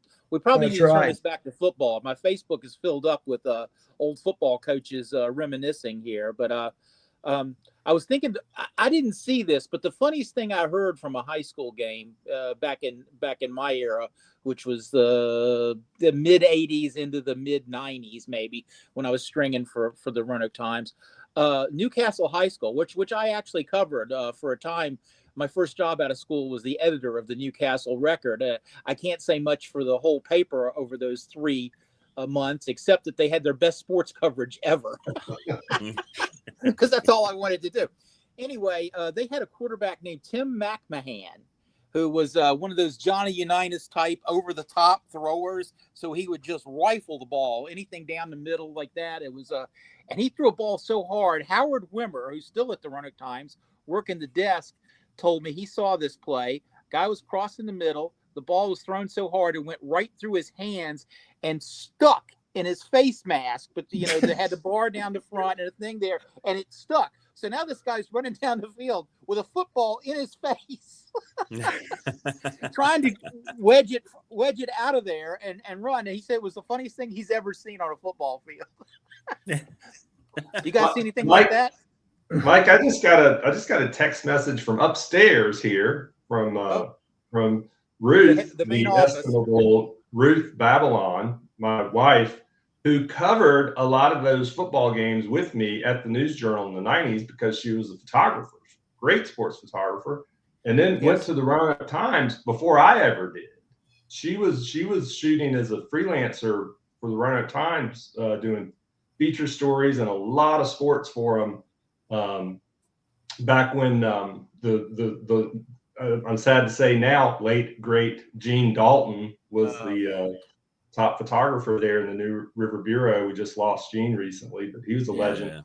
But Ruth reminded me, Mike, that you and she covered a game together in Blacksburg in the early 90s. And at one point in the second half, a player was injured pretty badly, probably a leg injury or something, and they pulled the ambulance onto the field.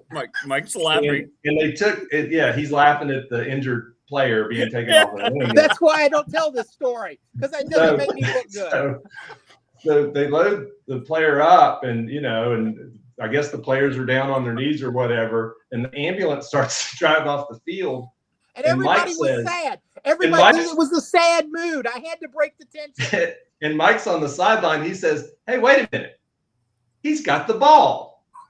He's got the ball, and they're driving down the field in the ambulance. They're at the 30. They're at the 20. It's the old ambulance play, the oldest play in the book." Thanks, Ralph. Thanks, Rudy. It was sad over there. Nobody knew what to say. I don't know what to say, but I say stuff anyway. That's awesome. And it's so you. No, it's great. It's great. We did have a lot of fun covering those games, and I remember getting together with guys after the games, because you had to follow your deadline, so you were done. Usually you could be someplace by midnight, and we go watch Friday Football Extra as soon as we could get there, and see highlights of the games we just covered, which is always fun to see what else was going on. I growing up a young sports fan in Roanoke, I mean, it was such a thrill for me to be part of that. The paper would come out on Saturday, and you'd see all that game coverage, because the Roanoke Times did it so well. All from Robert Anderson back to Teets, and before that, I know some of the other prep editors they had, Guts and it McClellan. was Guts McClellan. Oh my gosh! And I'm thinking of Blair Kirkhoff. Blair Kirkhoff. Oh yeah. Blair Kirkhoff. Dave Scarangella. Dave Scarangella. Yeah. Well, Blair used to, and Blair was, of course, just out of Appalachian State when he started there in that job. And he would tell me that he used to come back through Radford, park his car, and go into Muse with that Tandy computer. And the first good-looking girls he would see, he would say he needed to borrow their phone. And he'd go into the room, and they'd be impressed with this technology, this fancy Tandy 200 from Radio Shack. And Blair would hook up and write his story and send it, and then he'd hang out in Radford for a while. I think that was a pretty good thing for him before he got married. Blair holds a unique distinction along with Doug Dowdy, and they possibly, now I can't verify this for sure, but they for many years had a competition in which they would go to, their goal was to go to all of the high schools in the state of Virginia. And most of these, one or the other of them will be covering something at it. But Blair once drove all the way to Cumberland Gap from Interstate 81 in order to be sure that he could go to all the high schools in Lee County, which in that time I believe was 4 or 5 high schools. All these tiny little high schools in Lee County, for you who don't know geography, is the pointed tip of Virginia that sticks into Tennessee and West Virginia, and I'm sorry, not West Virginia, Kentucky, and the Cumberland Gap. So, but anyway, so those guys, I think they covered most every high school in the state. And I don't know. I don't know what was riding on it. I mean, I don't know what sort of wager, but I'm sure there was a wager. So, I think it was just bragging rights. Beth Dowdy, Doug's long-suffering wife, once told me that family trips were a nightmare because he'd say, like, we're close to the Eastern Shore, and there's a high school like in Accomack or somewhere that I haven't, and they'd have to drive off to go to this high school so Doug could add it to the list. That's right. Doug, I mean, Rick, I think a lot of your listeners and viewers remember Doug Dowdy, great, absolutely, legendary. Covered UVA for Roanoke Times. But this kind of competition was typical for him because he wanted to compete at everything, including to see who could take the most games over the phone on a Friday night. And this was something that sports writers, Friday nights were like DEFCON 4 all the time because you get the list of games and there'd be 30 or 40 games. Timeland was a lot bigger than it is now. Let's put it that way. It's and you'd have all these games and these coaches or statisticians. I mean, it was an amazing network out there. They had all been trained that, okay, you got to call the Roanoke Times after the game and you give them the score by quarters, you give them the rushing totals, you give them the passing totals, and they knew what to do. And the copy editors, which I was one of them, would have to take these games over the phone to write the little blurbs. These were all the games that we hadn't covered ourselves. We hadn't staffed ourselves with a sports writer. Well, sometimes you'd have to rope in like Dowdy, and this was not his job to take games over the phone. Or sports columnist Jack Bogacik would have to come in and take games over the phone. All right, Bogacik would never take a game over. He hated to be there on Friday nights. This is not my job. This is not what I do. The sports columnist at the Roanoke Times take these high school games from Twin Springs or whatever over the telephone. Dowdy though just relished it, and he would come in and say like I've taken 4 games so far. And how many you taken? I said, I just got off my 3rd game. He said, I'm one on you. I took 2 calls while you were talking to Johnny Gazzola up in Hot Springs. So, he would keep a list of how many games he would call. And it was great when he would work there because then I didn't have to answer the phone as much because Dowdy wanted to do it. What a show that was in the office. Now I never was in the office. I was always out actually covering a game. Right. But I will never. Our sports editor was a guy by the name of Bill Byrne, and he was strictly an inside guy. He did not write. And Bill was about 6'8". He'd been a college pitcher at Ohio University, not Ohio State, but Ohio University. And he was a very serious guy about newspaper work. And I will tell you that the Roanoke Times published on time every day when he was in charge, and he was a magnificent editor.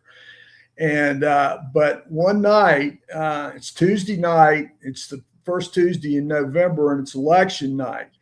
And in the newsroom, the old sports department and the newsroom were on the same floor. The newsroom being where crime, politics, so forth were covered. So there was a whole staff of people that would come in every night. But on election night, they would pull in, just like Ralph described on in the sports part, they would pull in this entire, everybody on the staff was in there just about, and they bring in pizza and fried chicken and all this stuff, and it was really an event. And Byrne, like I said, was a serious guy, and he came in, the next morning shaking his head, one Wednesday, and he goes, dang on newsroom, I mean, it's unbelievable. They act like the war has started. He said somebody came in and was, offered me some pizza, and he said, I don't want your pizza. He said, y'all act like this is the biggest deal in the world. It's election. Of course it is, but we do this this was basketball season by this time, or no, I guess it wasn't, but he said, we do this every Friday night. Every night was election night in the school. That's right. That's and right. we don't get any pizza, no pizza. We never got any pizza. Courtesy of the company, so. Oh, they did. They complained and bitched and moaned when they had to work a night like that, and I was like, yeah, come on, that's what we do. Late breaking results where you might not know how it finishes until late at night, and then you've got just a little bit of time to get reaction and write your story. Hey, welcome to sports writing. Only one time a year you do this, and we're doing it, several times a week. It's That's crazy. right.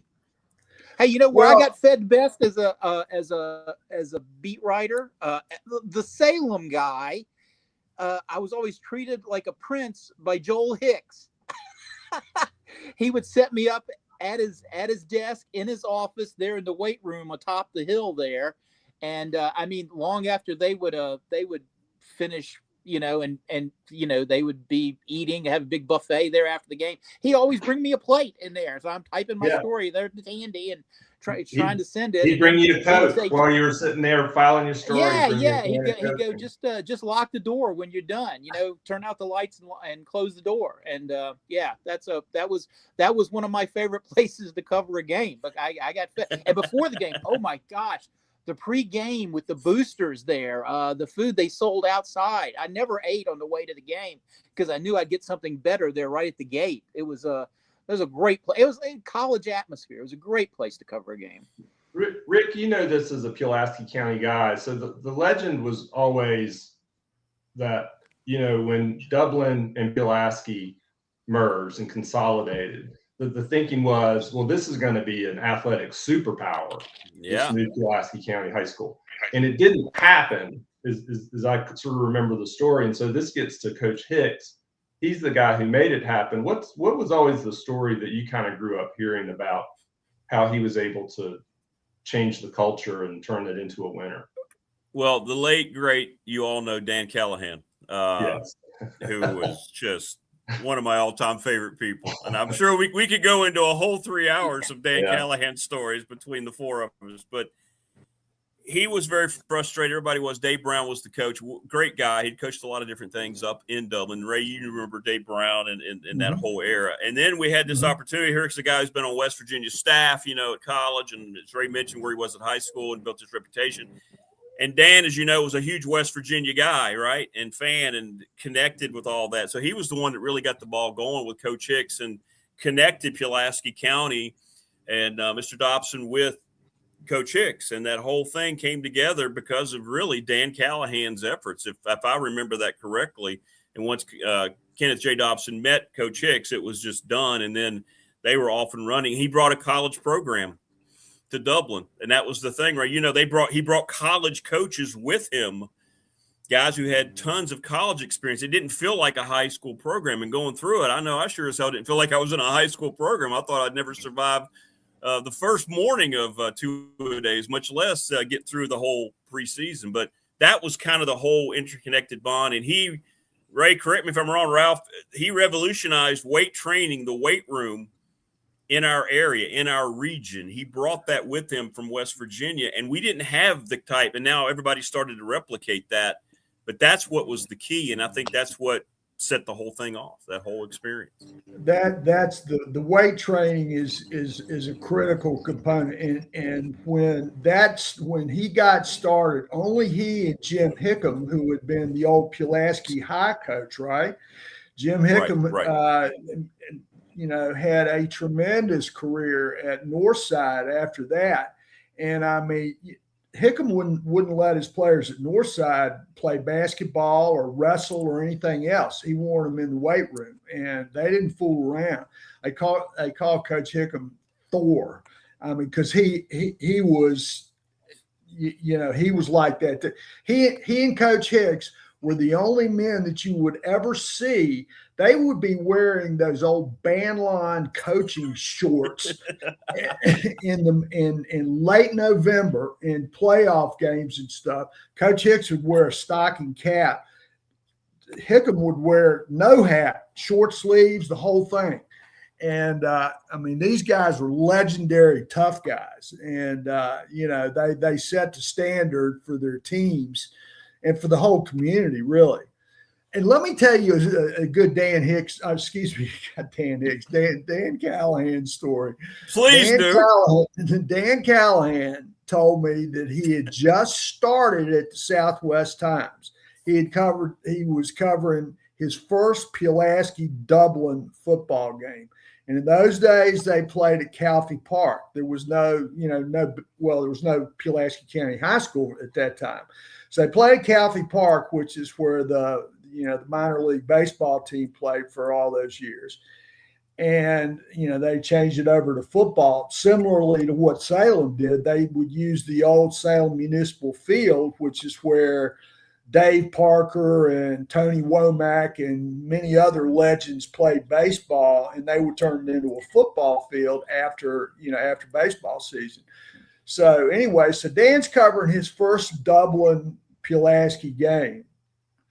And it was a bloodbath, as they all were back in those days. I mean, plenty of dirty plays and all kinds of, nefarious stuff. So Dan goes out to his car to go write his story, and he discovers that the tires on his car have been slashed. So, and I can't remember how he made it back to the office. I suppose somebody gave him a ride, but anyway, but that makes Pulaski sound like a tough town, but it's Pulaski's. The Dublin fans thought he favored Pulaski, and they slashed 2 of his tires, and the Pulaski fans thought he favored Dublin, and they slashed the other 2. Well, that's the way it went at the Roanoke Times too, and people would call in, complaining about our coverage. And it would, especially when it came to, say, Pulaski and William Fleming. Not Pulaski. I'm getting all messed up here. Patrick Henry and William Fleming.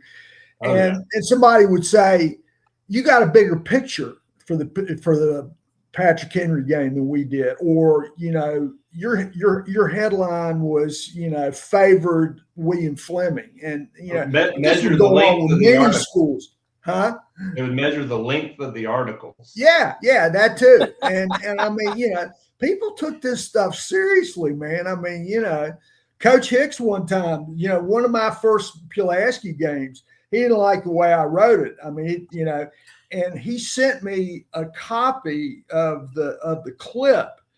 And Coach, in typical Coach scouting report style, he went through there like a copy editor with a red pen and outlined the things that I said that he thought was, unfair to the Cougars.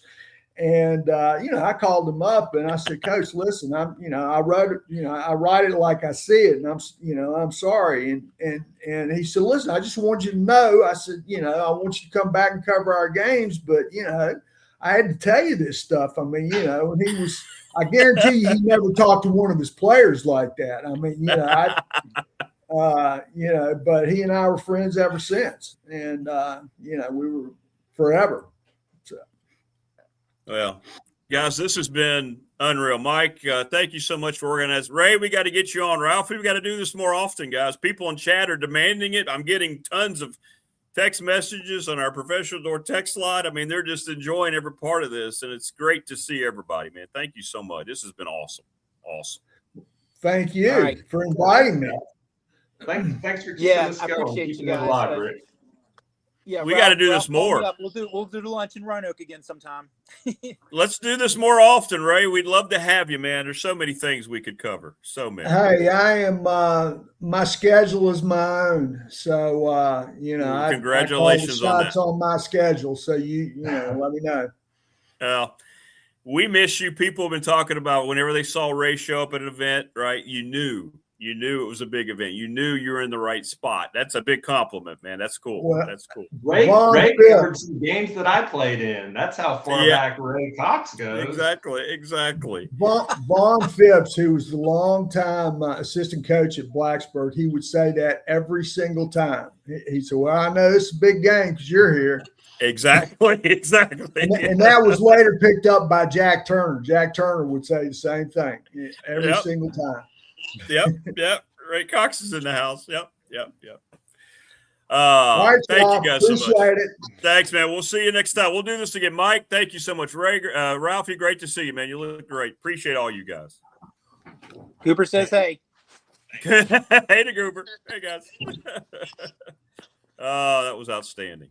Great to see Ray Cox. It's great to see everybody who joined us here on the program, and we thank them so much for taking the time to join us here today. That was a lot of fun, man. I mean, that was a lot of fun. Thanks for all the great comments. I was like you. I was just sitting there listening to the great stories. That's a lot of great history here in the Commonwealth. That is a lot of great decades of high school coverage, regional coverage here that you just don't get everywhere. That was a lot of fun. So thanks to Jen. She had her SEC most dateable coaches list. What a way to start. I think Richie Davis said great to have Jen on early because people are going to start rewatching on, oh, we don't want to turn the channel now. And then to have those guys, and then we finish up, usually we have a very attractive face finishing up the show on a Friday.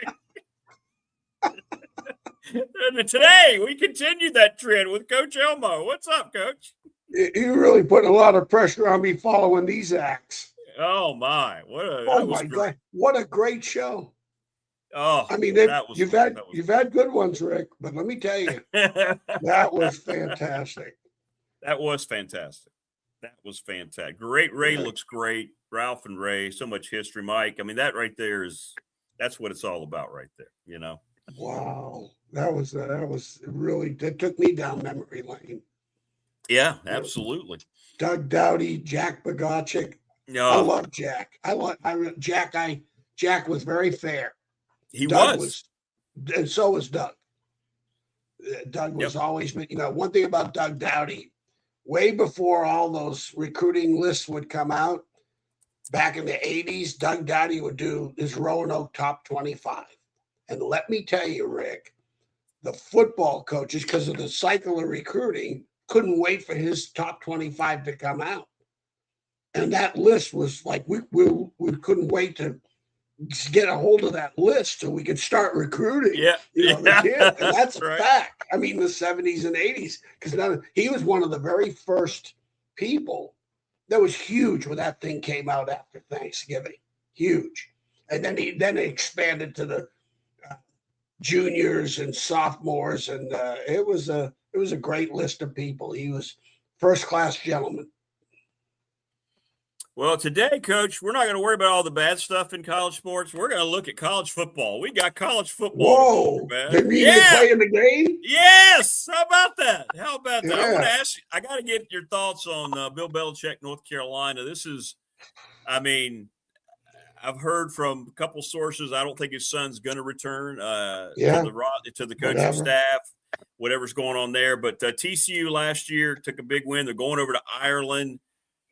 First of all, opening up in Ireland, it's got to be a huge challenge to get a young football team to head over. What are you looking for tomorrow in Carolina? And you're such a defensive guy. What can Bill Belichick try to do to get this thing remotely turned around, or will he be able to, in your opinion? Gee whiz, if I had that answer, I'd be making a lot more money than you wouldn't be here with me. I think he'd want to hire me if I had that answer. He don't need my help. But, just everything that's gone on at Carolina has been, it's not been a positive. Let's put it this way. How he's holding that team, with the GM for whatever happened there, his son, hopefully all the health reasons are, not severe or whatever. And then, and then the season itself, you think about last year, they opened up with TCU. And of course, ESPN, it's a production. And next thing you know, they got Michael Jordan there. And I mean, it was like Dancing with the Stars instead of a football game. And then they proceeded to get their ass kicked. And that thing went south from there. They never recovered from that opener. And I believe that. That was a shock to everybody and the staff. His quarterback situation has been very suspect. Carolina is still has always been, from a coach's perspective. I don't think there's not a coach my age you would not talk to. If they got offered a job at Carolina, they would be sprinting to the job at my age with the histories of just the university itself, the campus, the tradition and location and whatever, but at the same time, it's just been one of those deals that you shake your head. Again, Carolina, Clemson, Florida State. Now, Miami pulled it out finally. But, the ACC, those programs, they need to be good. beat Clemson being good is good for college football, but think about it. It's great for the ACC. If Carolina was good in football, it'd be great for the ACC. If Florida State was where they were after a 3-year period, it's the ACC. If I'm the commissioner of the ACC, I'm just shaking my head. Come on, boys. You can't pull this off? Come on. I need your help. Give me a winning season, for God's sakes. You think about it. If you're the commissioner of the ACC and you're seeing Florida State just tumble, Clemson, go 500 in the conference. Here's Wake Forest winning 9 games. Right. Not that you're not pulling for them, but we're the blue bloods in the conference. Where are they? That's not the Miami same, right? Right. So Virginia Tech, same thing. Then all of a sudden it's Duke, it's Wake Forest, and it's UVA having the records that they want. That Florida State would love to have, or Clemson would love to have. You don't think Clemson would like to have been 11-1? Oh, 100%. 100%. So, it's the tomorrow night's game. It's a program game. I mean, one game never defines a program, but this is going to define the program. He has to win this game. He has to win this game to get the credibility back. Yes, yeah, no doubt. In all your years, Coach, to start a season, which side of the ball is, if you will, I won't say the easiest. I guess that's it. Which is the easiest to get going early in a season? Is it the defense ahead of the offense? Years ago it was the defense. My experience is because the spread offense has changed everything. It's just if you give up 21 points on defense in today's football, or within the last 5 years, that's a really good year. Not a great year, but it's a good year. Our goal was to hold them to 13 points a game. Those days are over, except for when you see teams that hold teams defensively 13 points a game, your kicking game is excelling, your offense is excelling. You don't hold teams 13 points a game on bad football teams. There's very few bad football teams that are going to give up 13 points a game, and when it's all said and done, that is the only statistics that matters. Points. Right. Nothing else matters. I need one more than them. So to say in the opener, you just hopefully, if you've done a good job knowing your team, knowing who you play, you'll find out within the first 3 games. Hopefully, you get to find out who your playmakers are. Coach Alvarez always used to say, on defense particularly, we need at least 5 guys. Who are the 5 guys that throughout the season their plays are going to be made? They're going to make their plays. And it's defined by maybe a DN, maybe a DB, maybe a linebacker, maybe a defensive tackle. And the rest of you guys, play for us. Play for our team. Don't play for the opponent. Because you're not going to get 11 guys. They're going to be 11 special playmakers. The NFL doesn't have that. Okay? Now, as you go up from high school to college to NFL, that number increases in terms of numbers of playmakers per unit, offense, defense, special teams, because the talent level's going up. So, you want to be able to, the first thing you're concerned about in the opener is turnovers. That's the number one thing offensively, turnovers, penalties. Those are the things, that when you look at things, what can get a coach fired? 12 men on the field. All right. You're turning the ball over consistently. I mean, hey, 1994, when we played Virginia, when I was at Virginia Tech, we got our ass kicked, but people forgot we turned the ball over 8 times in one game, Rick. In one game. And we held them to 5 field goals. We held them to 5 field goals in one game. We got our ass kicked. They scored, 40 points, but 5 of them were field goals off of turnovers. So, those are the biggest, concerns you always have going into an opener. Penalties and turnovers. Yeah, penalties is massive. You're right. Protecting penalties the ball. Is huge. Yeah, huge. All the. You look at Virginia Tech last year, the penalties and the You know. Oh yeah, yeah. It's just ridiculous because it's so many, discipline. so many. Yeah, you know. And Coach Holtz said, "Think about turnovers." You go, "Hey, they're not acts of God." You turn the ball over for him, you're not seeing the field. I don't care who you are. That's right. That's right. A face mask was being grabbed. Trust me. UVA, NC State. You've seen UVA up close. That feels like that's going to be the best game of the day, doesn't it? Without best game of the whole weekend. The game is a premier game. Because you know what? NC State, you've got a solid football team. He's done a heck of a job there. Good quarterback too. Yeah, he had a bad 2-year run because he had bad portal quarterbacks. Took the Armstrong kid from Virginia, was a disaster. Oh, took the kid from Coastal Carolina, was a disaster. Terrible. He was terrible. Disaster. Yeah. You know, between Florida State and NC State, you know, 2 years prior to this last year, the portal giveth and the portal taketh. 100%. Buddy, that damn near got those coaches fired. They're still lucky they're there.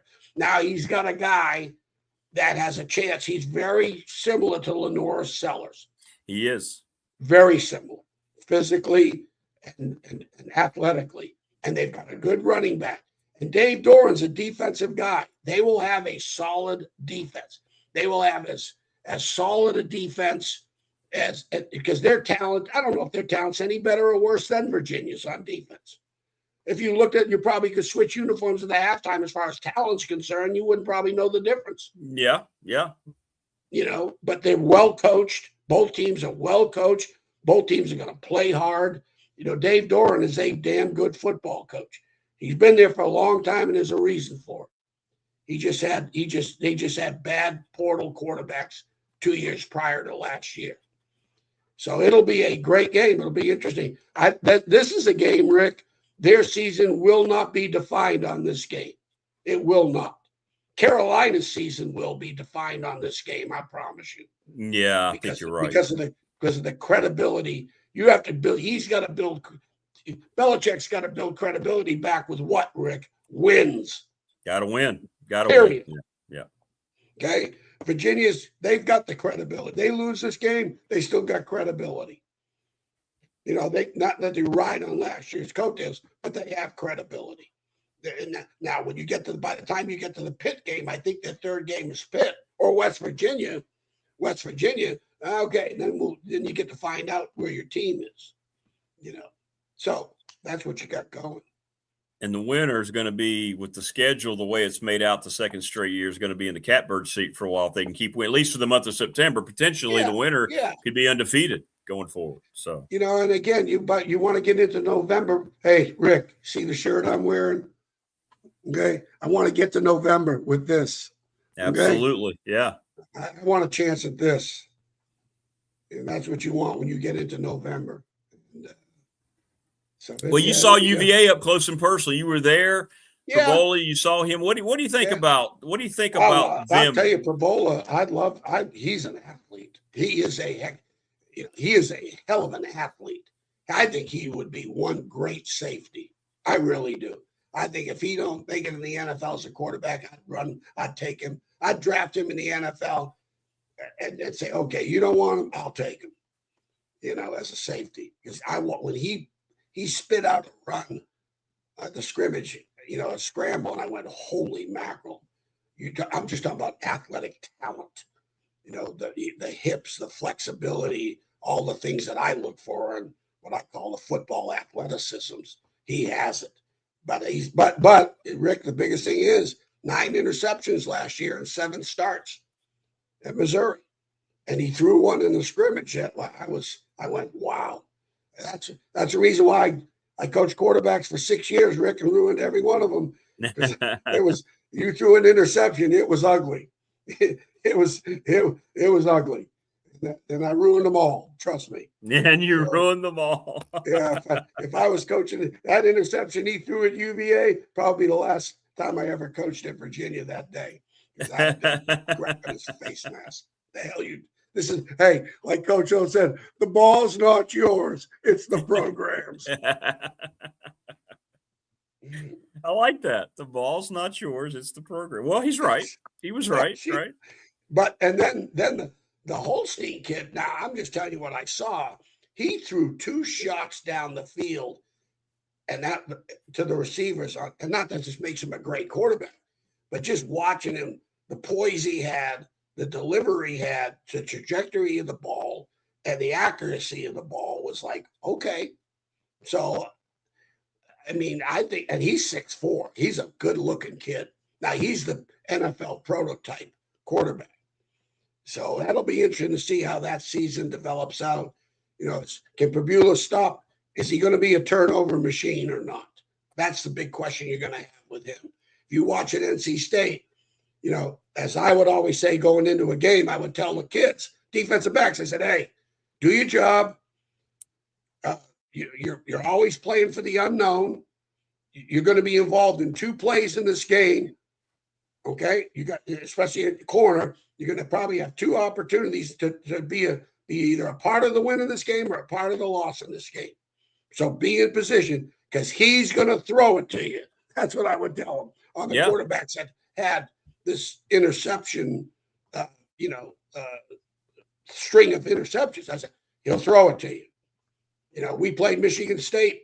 Nick had a great team. He had one of his best teams he had at Michigan State in the last year. And the quarterback, you know, he was just a kid, not a good quarterback, solid quarterback, but he was an interception waiting to happen. And we picked him off 3 times in one game, 2 or 3 times for sure. And and we told the kids, be in position, he's going to throw it to you. So if he's into that, then you're going to see you're going to see the Pitt kid in there fast. I'd look him because you know he's got to learn to protect the football. That's what I saw. And of course, you know, we'll see who's going to shine for them at running back. You know, see if that offensive line. Hopefully, those kids haven't read their press clippings. Yeah, I know. I think their coaching staff, like I said, you know, they got that pressure on them. The most returning starters in all of college football, apparently, from what I've been told. You know, they got 7-year starters on the offensive line, for God's sakes. 6 and 7 and 7 year starters, semi-pro outfit. So we'll see. We'll see if that bears its fruits. They've a lot of wins behind them.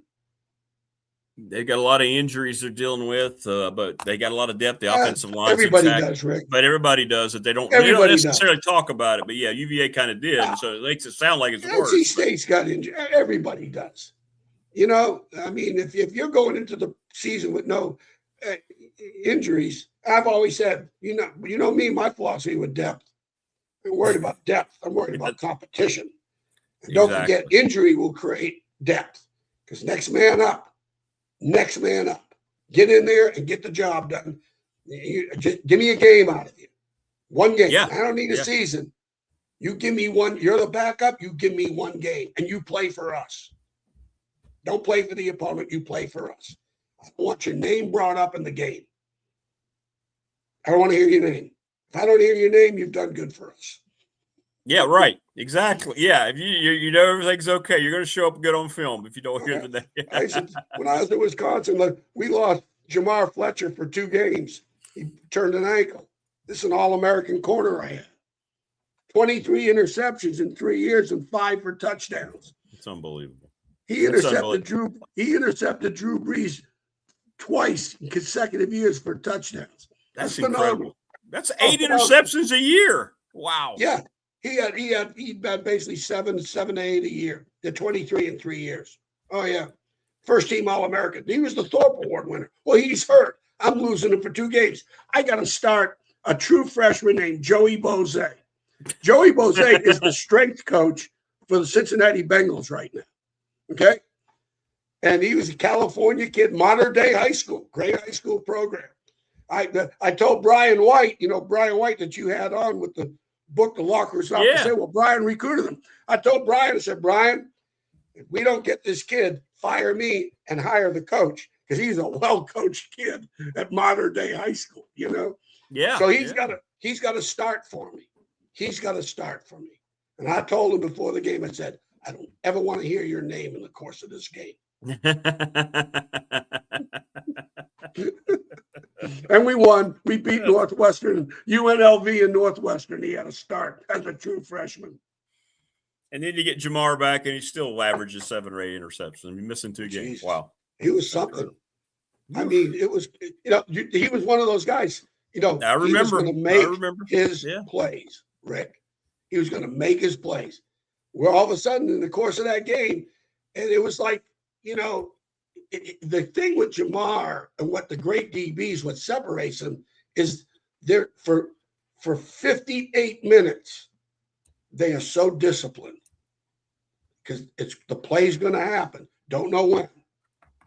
It's going to be 2 plays. It's going to take a minute, and you got 2 minutes. Basically 2 plays in a 60-minute game. That's going to come your way. It's going to happen. Okay, be in position.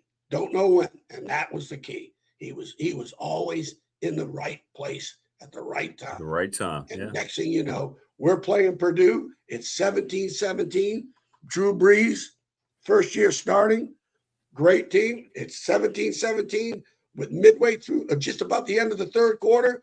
Drew Brees threw a quick hitch to the big field, a large field, and Jamar stuck his foot in the ground, full stride, picked that sucker off, and 56 yards later, and then we ended up winning 34. It turned the game around.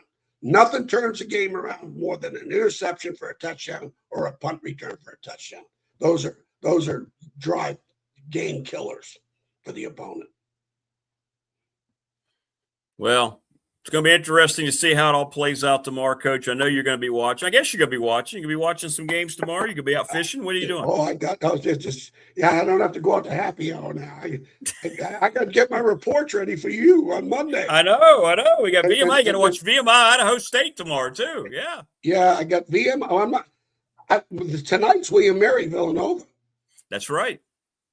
I'll tell you, William Mary going to the Patriot League. That was a great move for Richmond and William Mary. Think about this, Rick.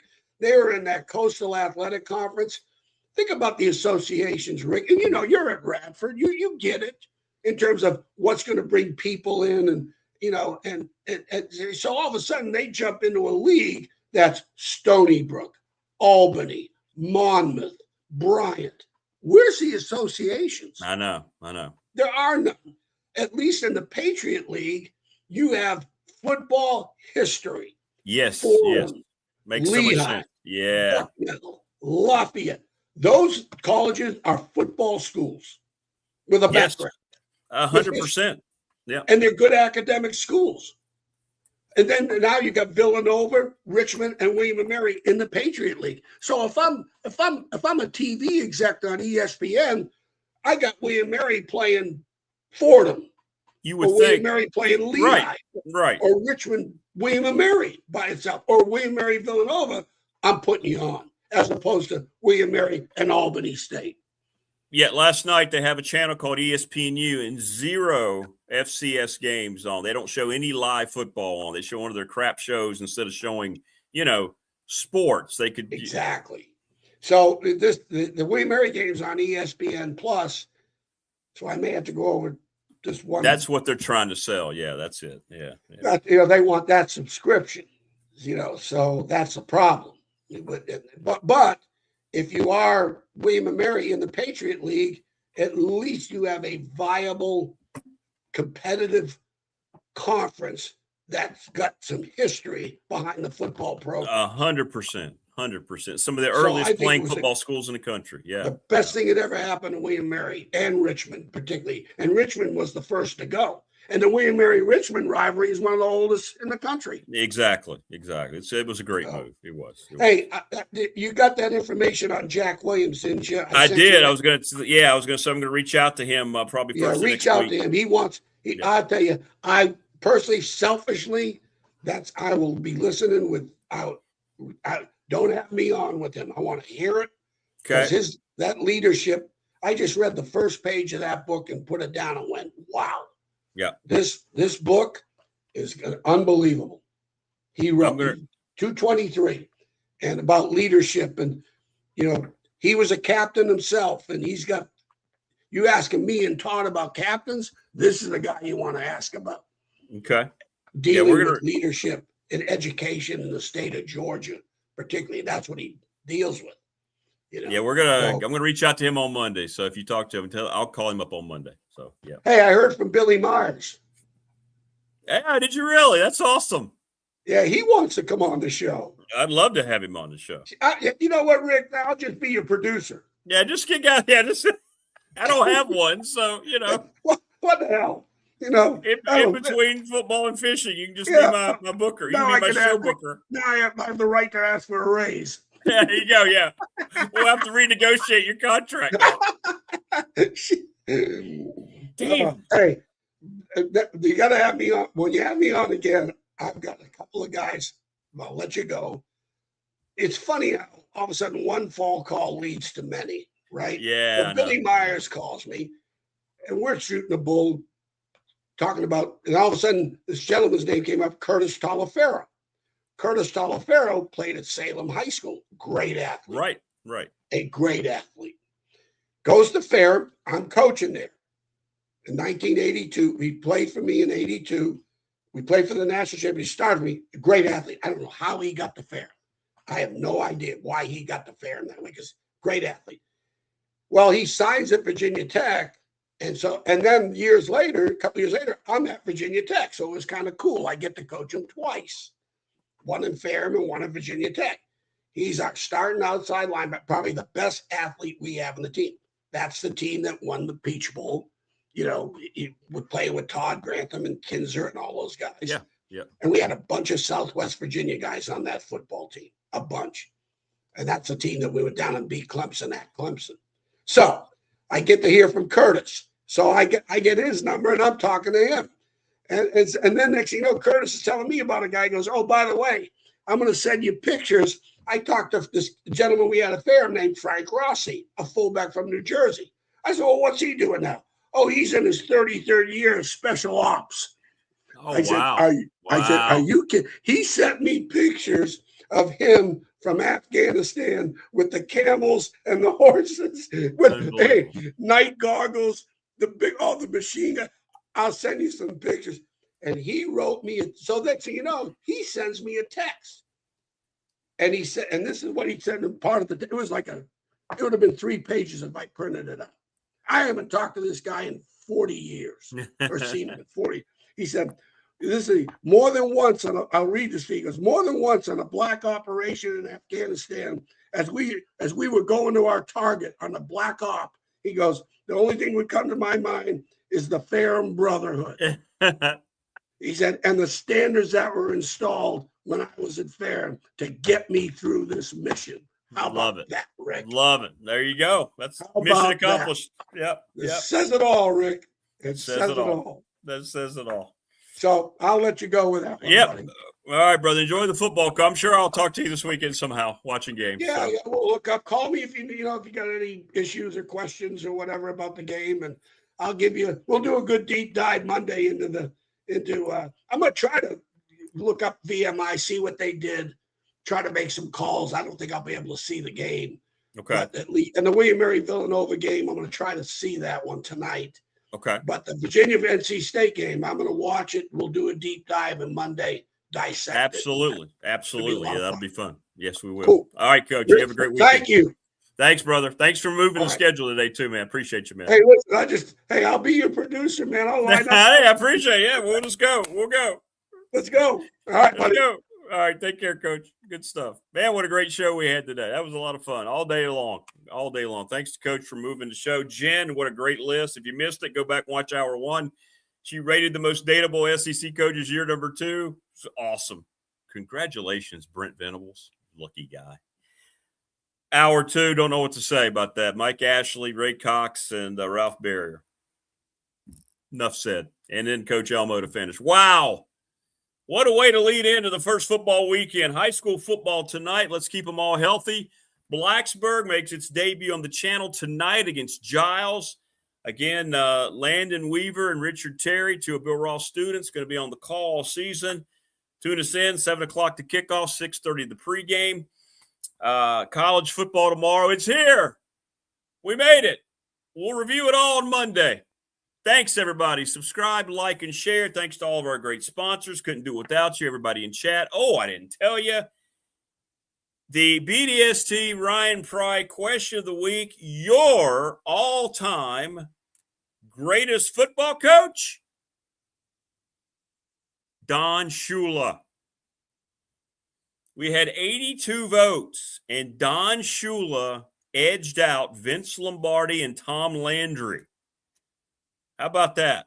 We'll get more into that. Thanks, everybody who participated. That was a lot of fun. Don Shula was voted by you who chimed in as the greatest NFL coach of all time. I can't sit here and say that I have a big problem with that. Today was fun. It's always fun. You make it fun. Our guests make it fun. We'll see you on Monday, everybody. Enjoy the football. Have a great weekend. We'll talk to you.